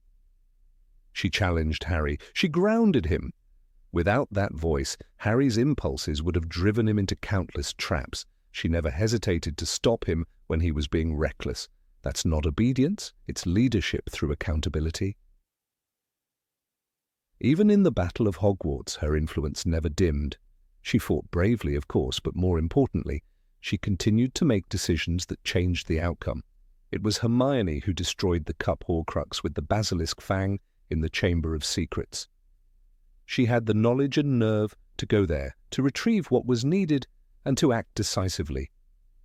Ron followed her, not because she asked, but because she led. They didn't argue over what to do. Hermione knew, and that knowing made all the difference. Harry may have walked into the Forbidden Forest alone, ready to die, but it was Hermione who had prepared him for that moment. Not by telling him to be brave, but by giving him the information and strength to believe in what he was doing. She had deciphered Dumbledore's clues. She had pushed him to think beyond what was obvious. She had helped him grow into a leader, but she had always quietly been one herself. She taught Harry to ask questions. She made Ron grow up. She carried them both when they didn't know what to do next. In Philosopher's Stone, it was Hermione who solved the logic puzzle that allowed them to proceed to the final chamber. Ron had sacrificed himself on the chessboard.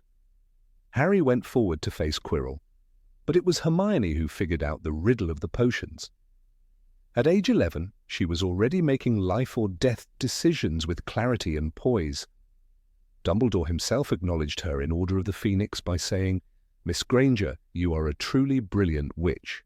It wasn't a compliment, it was a recognition of what she was to the trio, their strategist, their tactician, their anchor. She wasn't always right. No leader is. Her mistrust of the Half-Blood Prince's book showed her fear of the unknown. Her rigid belief in authority often blinded her early on, but over time, Hermione evolved. She learned to take risks, to bend rules, to fight. She became more than clever. She became dangerous in the best way. Her growth mirrored Harry's, but it often ran deeper. She didn't just rise to challenges, she anticipated them. Her spells were accurate. Her instincts were refined. Her vision was always just one step ahead. In the tent, when silence reigned and the mission felt doomed, it was Hermione who cracked the code of the Horcruxes. She found the name of the Peverell brothers. She traced the line of inheritance. She linked the Hallows, the stone, the wand, and the cloak. While others wandered in emotional circles, she built paths forward. Without her, Harry would not have understood the myth. Without her, Ron would have never returned. The trio would have collapsed, not from a curse, but from lack of direction. And still, she never claimed the spotlight. Hermione's leadership wasn't loud. It was woven into her choices, her research, her readiness. In the end, she didn't need to be the one to cast the final spell on Voldemort. She had already ensured the path was cleared. The real magic of Hermione Granger wasn't just her intellect, it was the power to make others better. Her presence sharpened Harry's focus, elevated Ron's courage, and held the group together when all else failed. She was the architect of their journey, the compass in every storm. Without Hermione, they might have survived a few encounters, but they would have lost the war. They would have stumbled in the dark, their efforts half-formed and their plans incomplete. It wasn't luck or prophecy that kept them alive. It was Hermione's unflinching will, her hunger for truth, and her refusal to let fear dictate action. She was never officially the leader, but in every way that mattered, she was. Number 23, logic over fear. When Harry Potter and Ron Weasley raced against fate and death throughout their years at Hogwarts and beyond, it was never strength or luck alone that carried them forward. Time and again, their true shield was Hermione Granger. Her mind, unclouded by panic, stood between the trio and disaster. Where others crumbled in terror, Hermione calculated, she operated from logic, not adrenaline, and that made her indispensable in moments when raw courage was not enough. Her greatest strength was not magic, nor bravery. It was clarity. And it was that clarity that saved Harry and Ron more times than either of them fully grasped. During the trio's desperate escape from Malfoy Manor in Harry Potter and the Deathly Hallows, it wasn't Harry's daring or Ron's loyalty that secured their lives. It was Hermione's forethought. Her enchanted handbag, bewitched with an undetectable extension charm, contained supplies for every crisis imaginable. Spare clothes, healing potions, even the tent they would later use while in hiding.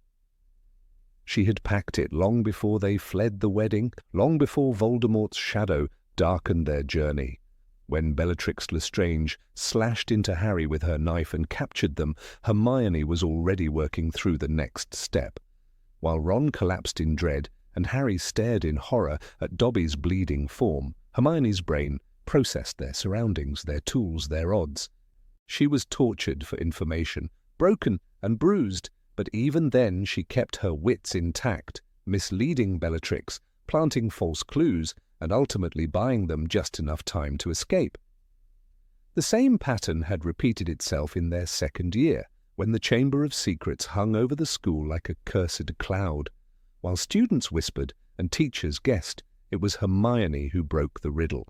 She lay in the hospital wing, petrified, with a torn page clenched in her frozen hand. Of the many fearsome beasts and monsters that roam our land, there is none more curious or more deadly than the basilisk. Her logic had outpaced even her physical body. She had reasoned through the chaos, ignoring hysteria, piecing together a truth that the entire adult staff had missed. Without her, Harry and Ron would have flailed in the dark, unsure of what they were even fighting. In Harry Potter and the Half-Blood Prince, Dumbledore's memory missions had led Harry to discover the true nature of Voldemort's Horcruxes. But understanding Horcruxes wasn't the same as hunting them. In the dense forests and lonely plains where the trio camped during their exile, it was Hermione who devised the routines. She cast the protective enchantments, Protego Totalum, Salvio Hexia, Muffliato, and rotated the watch schedules. When Ron stormed off in frustration, it was Hermione who stayed, steady and focused. She resisted despair even when the radio spoke only of death, even when the Horcrux they wore weighed down their minds.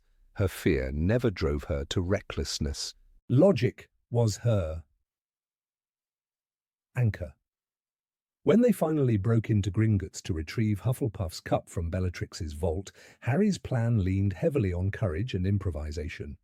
Hermione's contributions were tactical. She polyjuiced into Bellatrix with remarkable attention to detail. She mimicked the Death Eater's gait, her voice, her fearsome mannerisms, not out of vanity but calculation.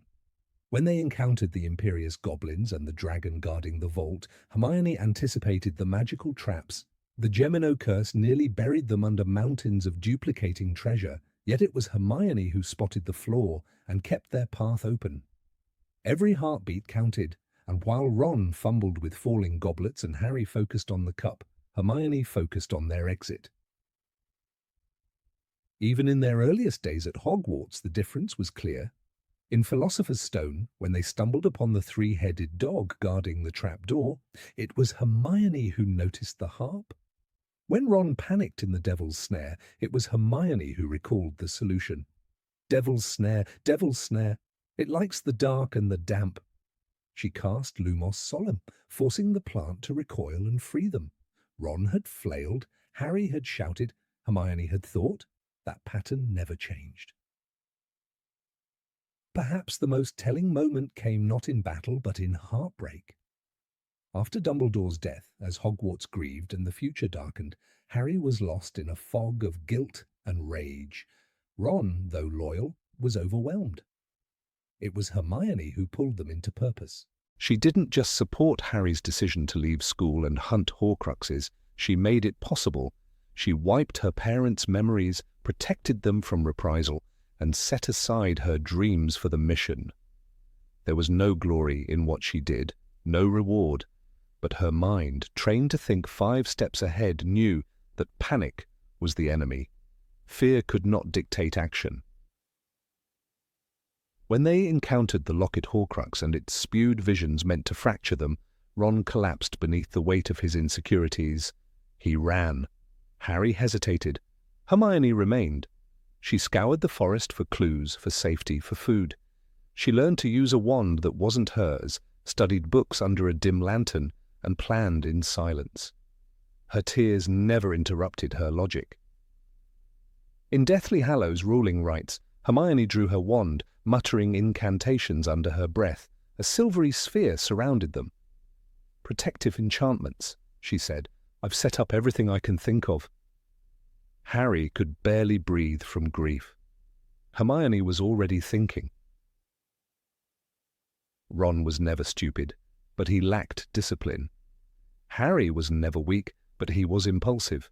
Neither boy possessed Hermione's ability to look past fear and see the mechanism behind the chaos. In Prisoner of Azkaban, when time itself bent to their mission, it was Hermione who used the time-turner with precision. They saved Buckbeak, they saved Sirius, but only because Hermione had kept count of every detail, every chime of the clock, every shadow on the wall. Not even Harry, who had cast the Patronus, understood the situation as fully as she did. He merely acted. She had understood. In the Department of Mysteries, amid spinning doors and whispering prophecies, Hermione once again anchored the group.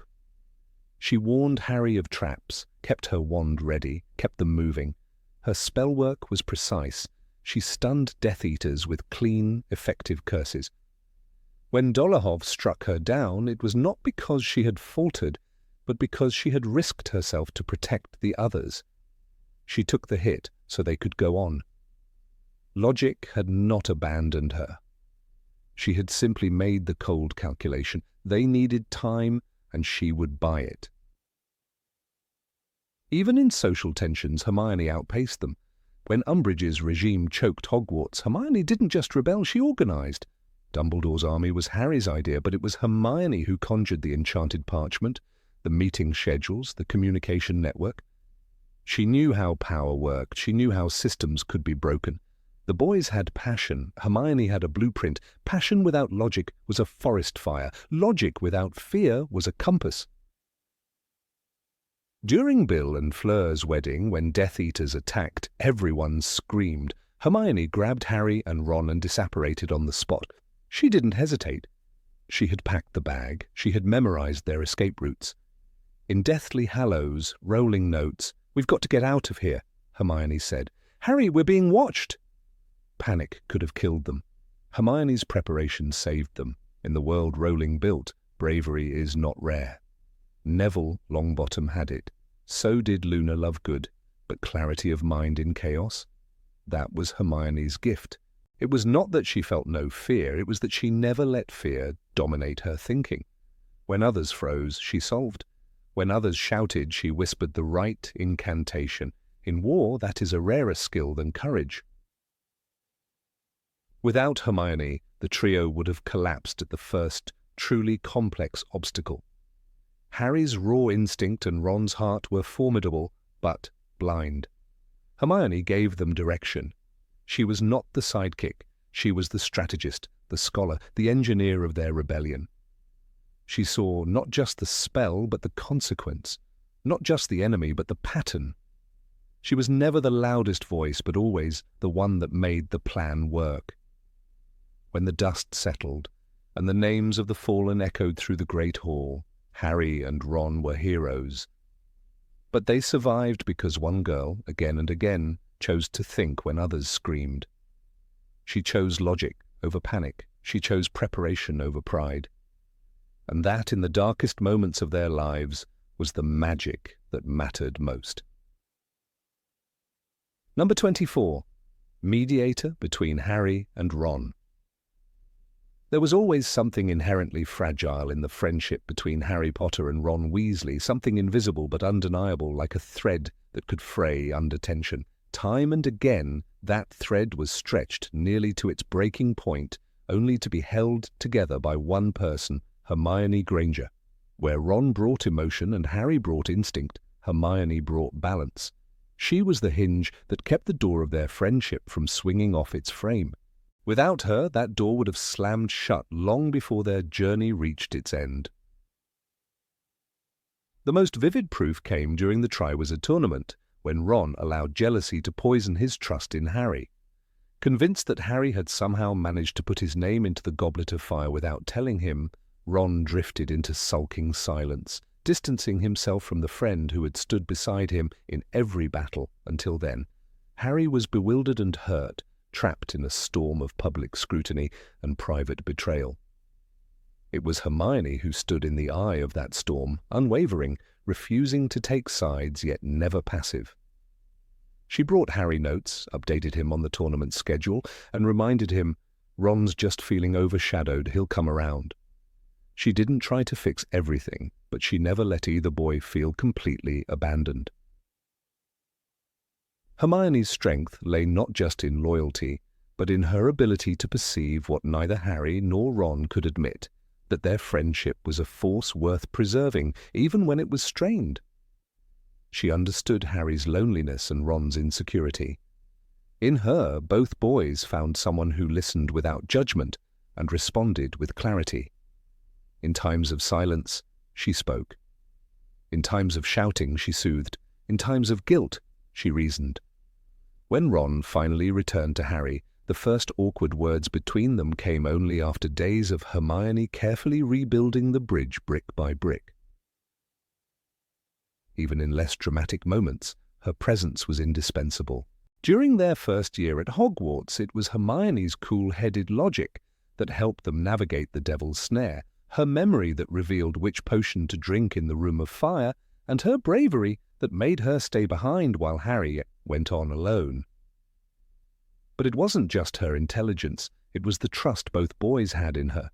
Harry and Ron constantly underestimated their own worth, but they never underestimated Hermione. She made them better, not by making them smarter, but by grounding them emotionally. The emotional intelligence she displayed became even more vital as they grew older.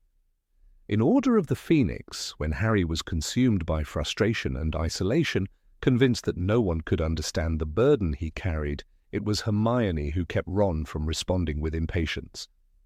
She coaxed Harry out of his rage with patience and truth, saying things neither boy wanted to hear. "You're not the only one with scars, Harry. You just wear yours on your forehead." Her voice never trembled, even when hers was the unpopular opinion. When Ron's insecurities flared over his family, his Quidditch abilities, or his place beside the famous Harry Potter, it was Hermione who tempered his self-doubt with unspoken reassurances. She never coddled him, never told him he was better than he was, but always made him feel seen. Her companionship made Ron believe he had value beyond his role as sidekick. She did the same for Harry, who so often shouldered burdens in silence. With Hermione, he didn't have to speak for her to know something was wrong. She would hand him a book, remind him to eat, or simply sit beside him, letting the quiet work its magic. In Half-Blood Prince, when tensions ran high and relationships strained under the weight of hormones and hidden feelings, Hermione again became the reluctant anchor.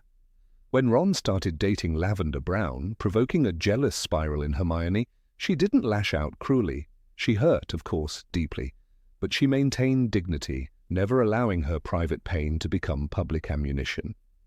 It was another silent act of holding the trio together, refusing to widen the emotional gap even when her heart ached. But the most definitive test of Hermione's role came during the Horcrux hunt in Deathly Hallows. The emotional toll was unbearable. Cut off from safety, unsure of direction, plagued by a cursed locket that amplified every insecurity and fear, they were three teenagers asked to dismantle evil incarnate. And once again, the weakest link in the chain was the relationship between Ron and Harry. The Horcrux preyed on Ron's worst fears, that he was invisible, unwanted, second best in every way. He lashed out, accused Harry of not knowing what loss felt like, and stormed off into the freezing night. This was the moment when everything could have collapsed. Without Ron, Harry's spirit began to fray. Without Ron, the trio became a duo, and a strained one at that. But Hermione didn't leave. She didn't follow Ron, though her tears showed how deeply his absence cut her. She stayed. She made sure Harry didn't fall apart. She helped him continue the mission, regardless of how hopeless it seemed. When Harry lost sight of what mattered, she reminded him, "We're doing this because we must, because no one else can." Her ability to hold pain without letting it consume her was something neither Ron nor Harry could replicate. She suffered, but she persisted. And when Ron returned, humbled and changed, it was Hermione who had to decide whether to forgive him. Her choice, ultimately, was not just an act of love, but an act of mercy that restored the trio's foundation. Without her strength, Ron might never have come back. Without her forgiveness, Harry might never have trusted again. She didn't just glue the friendship together, she purified it. Time and again, Hermione had to be the emotional translator. Harry and Ron operated on instincts, often unaware of how their words and actions impacted others. Hermione noticed. She noticed when Harry was drowning in guilt. She noticed when Ron was shrinking in self-worth. And she always knew how to act, not with grand gestures, but with steady resolve. When Sirius died, and Harry isolated himself, It was Hermione who insisted they visit him. He needs us, even if he doesn't say it. Her presence also challenged both boys to grow. She demanded integrity from Ron and courage from Harry, not just on the battlefield, but in their relationships. She didn't let them avoid hard conversations or use humor to deflect pain. When Ron made fun of house elves, Hermione didn't laugh. When Harry tried to push people away, she pulled him back. She didn't always make things easy, but she made things honest. And her bravery wasn't only academic or emotional, it was physical. She wiped her parents' memories to protect them. She endured torture at the hands of Bellatrix Lestrange without betraying a word. She led them through the Forest of Dean, tracked magical signatures, and outmaneuvered Death Eaters, but even then her greatest power was in her steadiness. When chaos reigned, Hermione remained whole. She was the constant, the still point in a spinning world. Her capacity for empathy extended beyond the trio. She humanized every choice they made. When Harry wanted to act rashly, she reminded him of consequences. When Ron wanted to quit, she reminded him of why they started. She believed in justice, not just revenge. And through her, Harry and Ron learned to look beyond themselves. They learned patience, humility, and reflection, not because she lectured, but because she lived those values. In the end, Hermione was more than a friend. She was the emotional cornerstone of the group. She was the bridge between Harry's brooding intensity and Ron's impulsive heart. She saw both of them clearly, loved them without conditions, and expected them to rise to the occasion. When they did, it was because of her faith, and when they stumbled, it was her hand that caught them. They would not have reached the end without her, not because they weren't brave or strong, but because bravery without wisdom becomes recklessness, and strength without compassion becomes cruelty. Hermione taught them the balance, and through her, the trio became something greater than the sum of its parts. In a world that often glorified action over thought, Hermione Granger was proof that the mind and heart are just as essential as the wand. Harry may have been the chosen one, Ron may have had the heart of a lion, but Hermione was the reason they survived, and more importantly, she was the reason they remained friends. Number 25, her connection to the Muggle world. Ron could barely use a telephone. When Harry first held one, he stared at it as if it were a dangerous magical artifact. But Hermione Granger, born to Muggle parents, never flinched in front of machines or electricity. She knew how to purchase train tickets, navigate the streets of London, and read signs that weren't enchanted. While Harry had spent his early life in the Muggle world, it was a cold and detached existence under the stairs of the Dursleys' house, devoid of warmth, freedom, or any genuine engagement with society. Ron, on the other hand, was a pure-blood wizard, through and through, raised in the burrow with talking clocks and magical radios. Hermione's understanding of both worlds wasn't just a quirky detail, it was a lifeline, a thread that quietly held their trio together, particularly when magic alone wasn't enough. In Harry Potter and the Deathly Hallows, when the trio goes on the run after Bill and Fleur's wedding, it is Hermione who comes prepared, not with wands and spells, but with practical logic and planning. She packs the beaded handbag using an undetectable extension charm and fills it with Muggle supplies, clothes, food, a tent, and even books, anticipating that they might have to hide without the support of the wizarding world. Harry and Ron are stunned, but they shouldn't be. It was Hermione's Muggle-born upbringing that made her think this way. She had watched her parents plan vacations, prepare for emergencies, and live in a world where magic couldn't fix everything. It wasn't just her cleverness, it was her upbringing that told her, be prepared for the unpredictable. When the trio breaks into the Ministry of Magic, it is Hermione who most convincingly blends into the Muggle world. She had spent years among ordinary people and knew how to act in high-pressure environments. In contrast, Ron fumbles around trying to pretend he belongs, and Harry, while bold and brave, doesn't know how to suppress his emotions or play the part. Hermione is the one who keeps her head, who plans their escape routes, and who thinks in terms that make sense beyond the magical. Her knowledge of how muggles think, their systems, their hierarchies, their mannerisms, is what gives them the upper hand in an institution that, despite being magical, runs with rigid bureaucratic control, not unlike a muggle government. In The Half-Blood Prince, when Dumbledore takes Harry to the cave to retrieve a Horcrux, it's Hermione who first identifies the possibility of their enemy using logical tricks rather than merely magical ones. Earlier, when they're studying Slughorn's old notes, she tries to understand the potions through deduction and pattern recognition, not instinct or family tradition. Her methods are scientific, grounded in logic, a habit learned not in Hogwarts but in her muggle schooling. Just because you've got the emotional range of a teaspoon doesn't mean we all have, she tells Ron. And it's not only emotion, it's about depth, perception, and an ability to engage with problems from a non-magical angle, which often proves to be more versatile. When the Death Eaters take over the Ministry and Hogwarts falls under the control of the Carrows and Snape, it is Hermione who understands how to conceal themselves among muggles. They don't apparate to wizarding towns, they hide in muggle campsites and abandoned buildings. Hermione understands things that Ron and Harry never learned. How to set up a tent without magic, how to cook on a gas stove, how to remain invisible to the eyes of people who live in the real world.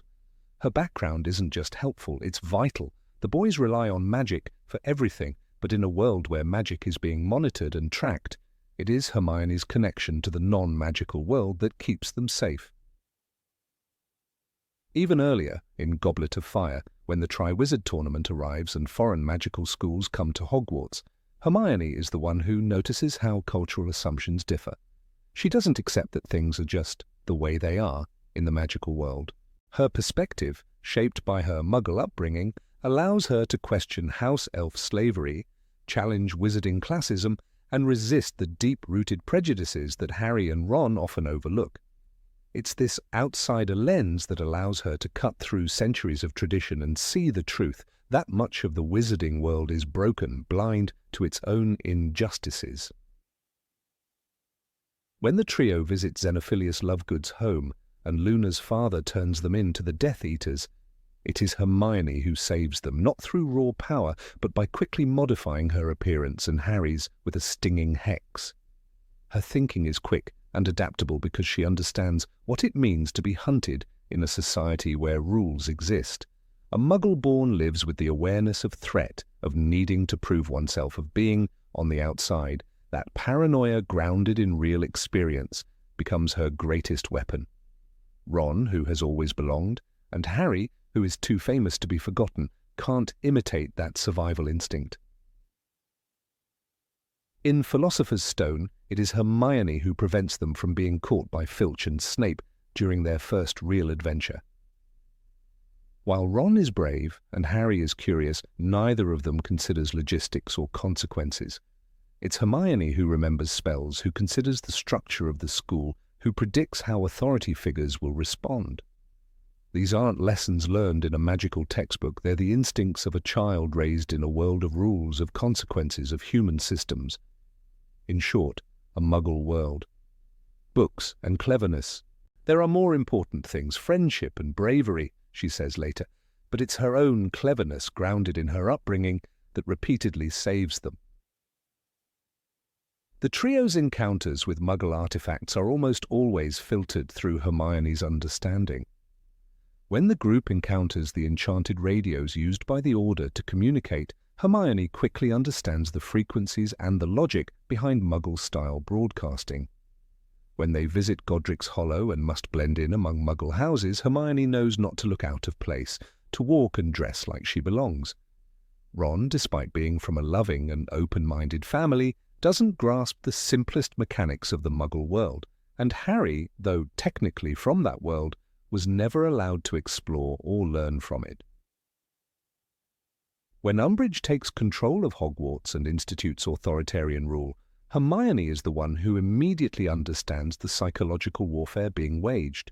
She recognizes propaganda, censorship, and social manipulation, tactics deeply familiar to any student of Muggle history. She devises Dumbledore's army not just as a rebellion, but as a learning cell built on egalitarian principles she had encountered in her Muggle education. She prints secret messages on enchanted coins, knowing that surveillance is everywhere. Ron and Harry learn to fight because of her. Her sense of organization, her tactics, her foresight, they all stem from a worldview in which systems must be navigated without wands. Even in Chamber of Secrets, when everyone believes Harry is the heir of Slytherin and students are being petrified, it is Hermione who finds the answer, not in magic, but in logic.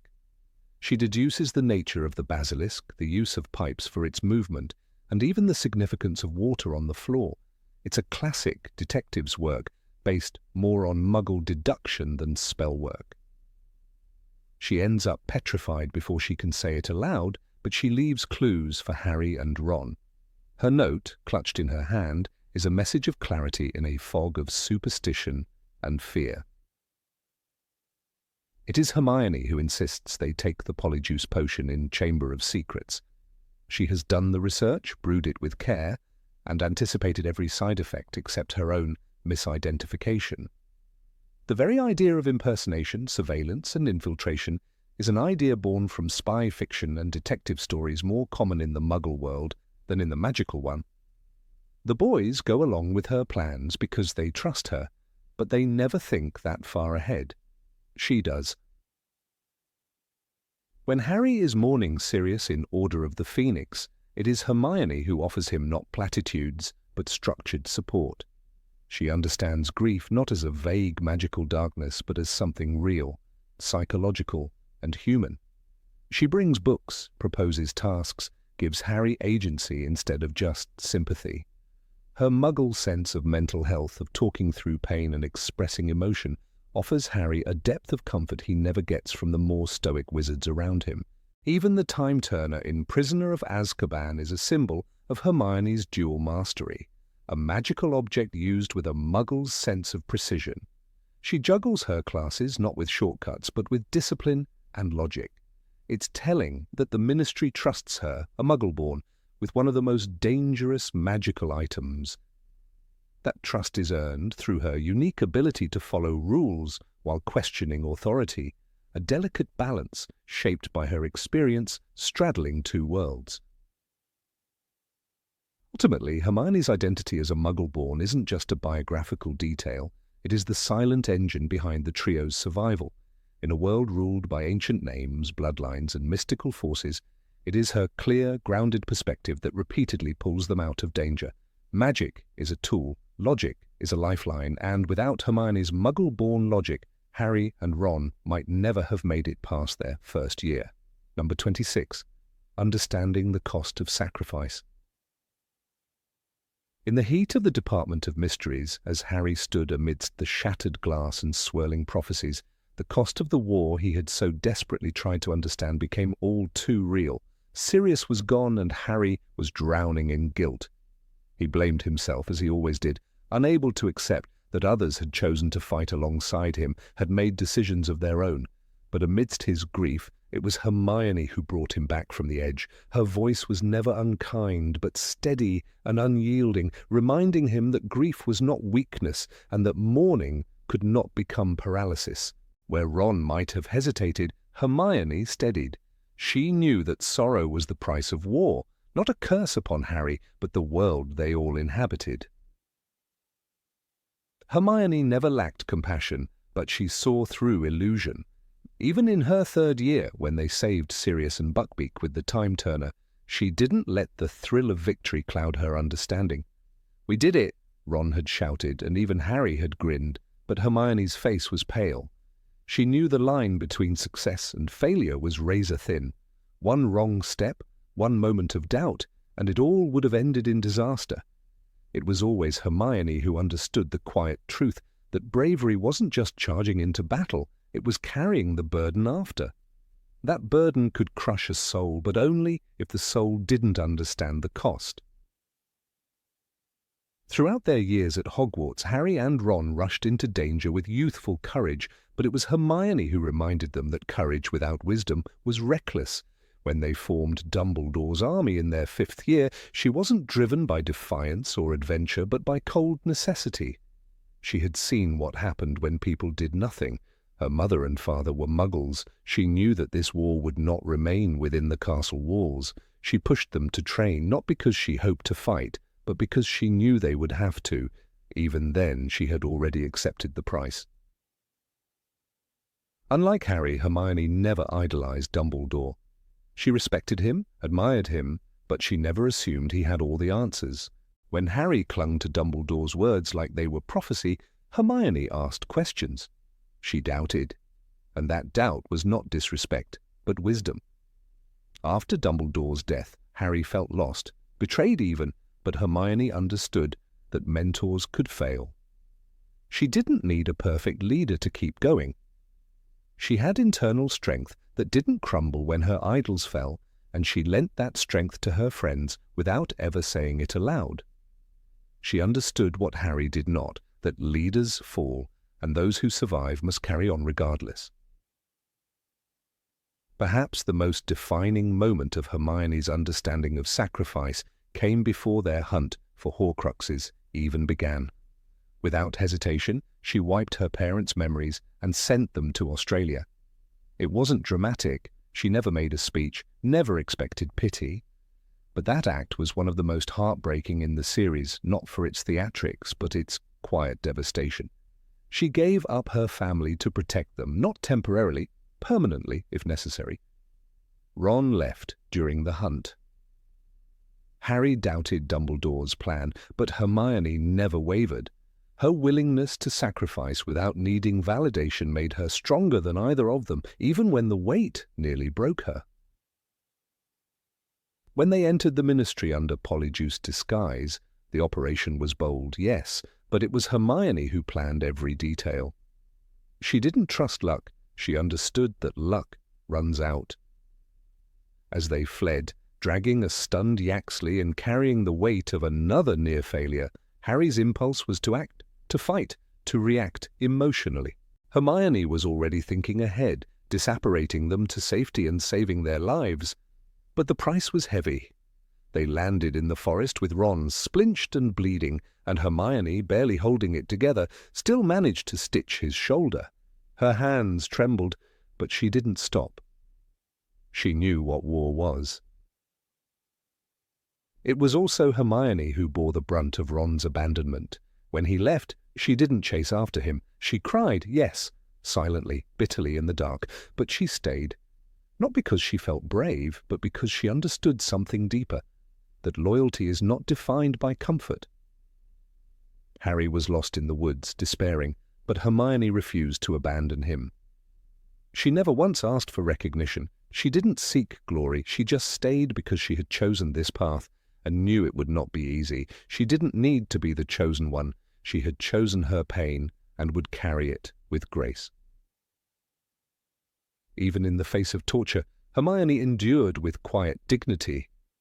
When Bellatrix carved the word mudblood into her skin at Malfoy Manor, it wasn't just an act of cruelty, it was a message. But Hermione did not break. She screamed, yes, she suffered. But when it was over, she didn't collapse into herself. She still helped plan their escape, still urged Harry forward. That moment revealed what had always been true. Hermione's strength was not in her intellect alone, but in her ability to survive horror and not let it consume her. She did not pretend to be fine, but she didn't allow pain to define her. She never let others shoulder the burden alone. When Harry decided to sacrifice himself to Voldemort, she knew what he was doing even before he said it. Her eyes said everything. She didn't scream or beg. She simply let him go, because she understood the necessity of sacrifice in a way Harry hadn't yet accepted. She didn't try to stop him. She respected his choice, even though it broke her. Hermione knew, always knew, that love isn't about holding on. It's about letting go when the world demands it, and that is the hardest kind of love to live with. Harry's journey was defined by prophecy, but Hermione's was a conscious decision at every step. She chose to stay with Harry, to protect him, to challenge him. She wasn't bound by fate or destiny. Her understanding of sacrifice came from clarity, not compulsion. That clarity gave her power. She understood what Dumbledore once told Harry: "You must choose between what is right and what is easy." Hermione always chose what was right, even when it meant personal loss, even when it meant being hated, doubted, or left behind. Ron, for all his loyalty and bravery, was prone to insecurity. He needed reassurance. He needed recognition. Hermione didn't. That was what made her different. Her sacrifices were invisible but essential. While Ron needed to prove himself, Hermione knew who she was, and that unshakable self-awareness gave Harry something far more valuable than spells or plans. It gave him hope. When the world seemed impossible, Hermione reminded them that despair was not the end, that knowledge, compassion, and determination could carve a path through any darkness. In the Battle of Hogwarts, when death swept through the halls and hope faltered, it was Hermione who didn't freeze. She fought not with blind rage, but with precise intent. She disarmed Death Eaters, rescued the injured, and never once allowed chaos to dictate her actions. Even in war, she thought, she planned. She adapted. She wasn't reckless. She wasn't driven by vengeance. She fought because it was necessary. Her realism was a compass guiding those around her through fire. Without that, Harry and Ron might have rushed to their deaths or lost themselves in grief, but Hermione reminded them that clarity is a weapon. Time and again, she returned them to reality, not to crush hope, but to make it sustainable. When Dobby died, and they buried him by the sea, Harry wept. Ron stood in silence, but Hermione too knelt by the grave, her hands brushing the earth. She didn't speak of destiny or honor. She let the moment breathe. She let them feel. And then she stood up and moved forward, not coldly, but with quiet resolve, because Hermione understood what neither of them fully grasped yet, that mourning is a kind of action too, and even grief must have purpose. Every story needs a center, not always the hero, but the force that keeps the story alive. Hermione was that force, not by being the most powerful or the most famous, but by holding the line when others broke. She made hard choices without losing her soul. She reminded them that the war was real, and that it demanded more than spells and courage. It demanded emotional endurance, moral clarity, and the will to endure pain without becoming numb. She never glorified suffering, but she didn't pretend it could be avoided. That honesty saved Harry from despair. It saved Ron from rage. It saved them all. Number 27, the only one who dared to disagree with Harry.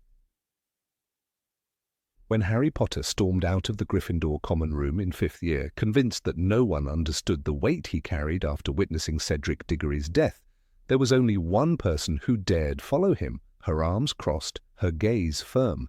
Hermione Granger, always the first to speak truth even when it hurt, reminded him, not with flattery, but with unshakable logic, that isolating himself would do more harm than good. Harry didn't want to hear it, but he listened. He always listened to her. Unlike others who saw the boy who lived as either a symbol or a target, Hermione saw a flawed, impulsive, kind-hearted boy who often needed saving from his worst instincts. Harry and Ron thrived in chaos, their bravery and loyalty earning them near-legendary reputations, but their triumphs were often stitched together by Hermione's foresight, planning, and, most crucially, her ability to stand her ground. Where Ron hesitated and others admired Harry's boldness in silence, Hermione intervened with sharp words and sharper clarity. It wasn't arrogance, it was care. When Harry proposed reckless plans like sneaking into the Ministry of Magic or tailing Malfoy through darkened corridors, Hermione's "Are you mad?" wasn't rhetorical. It was her way of protecting him. And every time Harry paused, considered, recalibrated, because Hermione's opinion carried weight like no one else's. 3rd year stands as a testament to Hermione's moral compass clashing with Harry's defiance. When he declared he'd sneak into Hogsmeade without permission, she didn't join the mischief or admire his nerve. Instead, she warned him of the consequences. "I'm just trying to help," she told him, and that simple line underscored her every disagreement with him. It wasn't control she sought, it was his safety. Even as Harry bristled, knowing deep down she was right, her willingness to confront him when others cheered him on was the quiet rebellion of a true friend. She was never seduced by his fame, and that alone made her irreplaceable. No moment better illustrates this than in Harry Potter and the Deathly Hallows, when Ron abandoned them in frustration and hunger. Alone in the forest, Harry was drowning in his own uncertainty. The Horcrux around his neck weighed more than gold, it carried despair. Hermione, devastated by Ron's absence, had every reason to collapse beside him, but instead she stood taller, holding both of them up. She refused to indulge Harry's spirals. She pressed him to think, to be strategic, to not surrender to grief. Even when he snapped at her, her response wasn't emotional retaliation. She reminded him that their mission mattered more than pride or pain. Without her presence during those bleak days, Harry might have given up. Even in earlier years, Hermione challenged Harry not out of defiance, but love. In the Goblet of Fire, when Harry insisted that someone else had entered him into the Triwizard Tournament, most students sneered or stayed silent. Hermione, however, not only believed him, she warned him not to get carried away with anger. She urged him to keep his head. When Rita Skeeter's articles stoked his temper and isolation, Hermione was the one who pulled him back. "Don't let her see you upset," she advised, not because it was easy, but because she understood how public perception could break even the strongest. Her criticism wasn't to diminish him, it was to shield him. Hermione's courage wasn't the explosive kind Harry and Ron embodied. It was quieter, steadier. When Harry refused to see sense, she became the only voice in the room willing to challenge him directly. In Order of the Phoenix, when he was consumed by dreams about the Department of Mysteries and tempted to act without proof, she warned him sternly not to rush. "You're not going to have visions every time someone's in trouble," she said bluntly. And although he resisted, she was right. It was that foresight, coupled with her bravery to express it, that often saved Harry from walking blindly into danger. At the heart of their bond was Harry's trust in her judgment. He could rage, sulk, or disagree, but Hermione's words lingered in his mind long after the conversation ended. She earned that influence not by appeasing him, but by challenging him consistently. She corrected him in class, during missions, even in front of others, and yet it never bred resentment because Hermione didn't argue to win, she argued to help. Whether reminding him that Cho Chang was grieving, or pointing out the flaws in his assumptions about Snape, Hermione gave him the honesty he never received from anyone else. This honesty shaped the kind of leader Harry became. In the Dumbledore's army meetings, when his natural charisma pulled students in, Hermione was the one who ensured the structure held. She didn't just help him organize, she reminded him that charisma without consistency was hollow. When he got frustrated with students struggling with spells, she nudged him gently. Teaching was more than showing off. It required patience, the kind she herself had practiced for years. Through her challenges, she molded him into a more thoughtful leader, someone who could listen, adapt, and grow.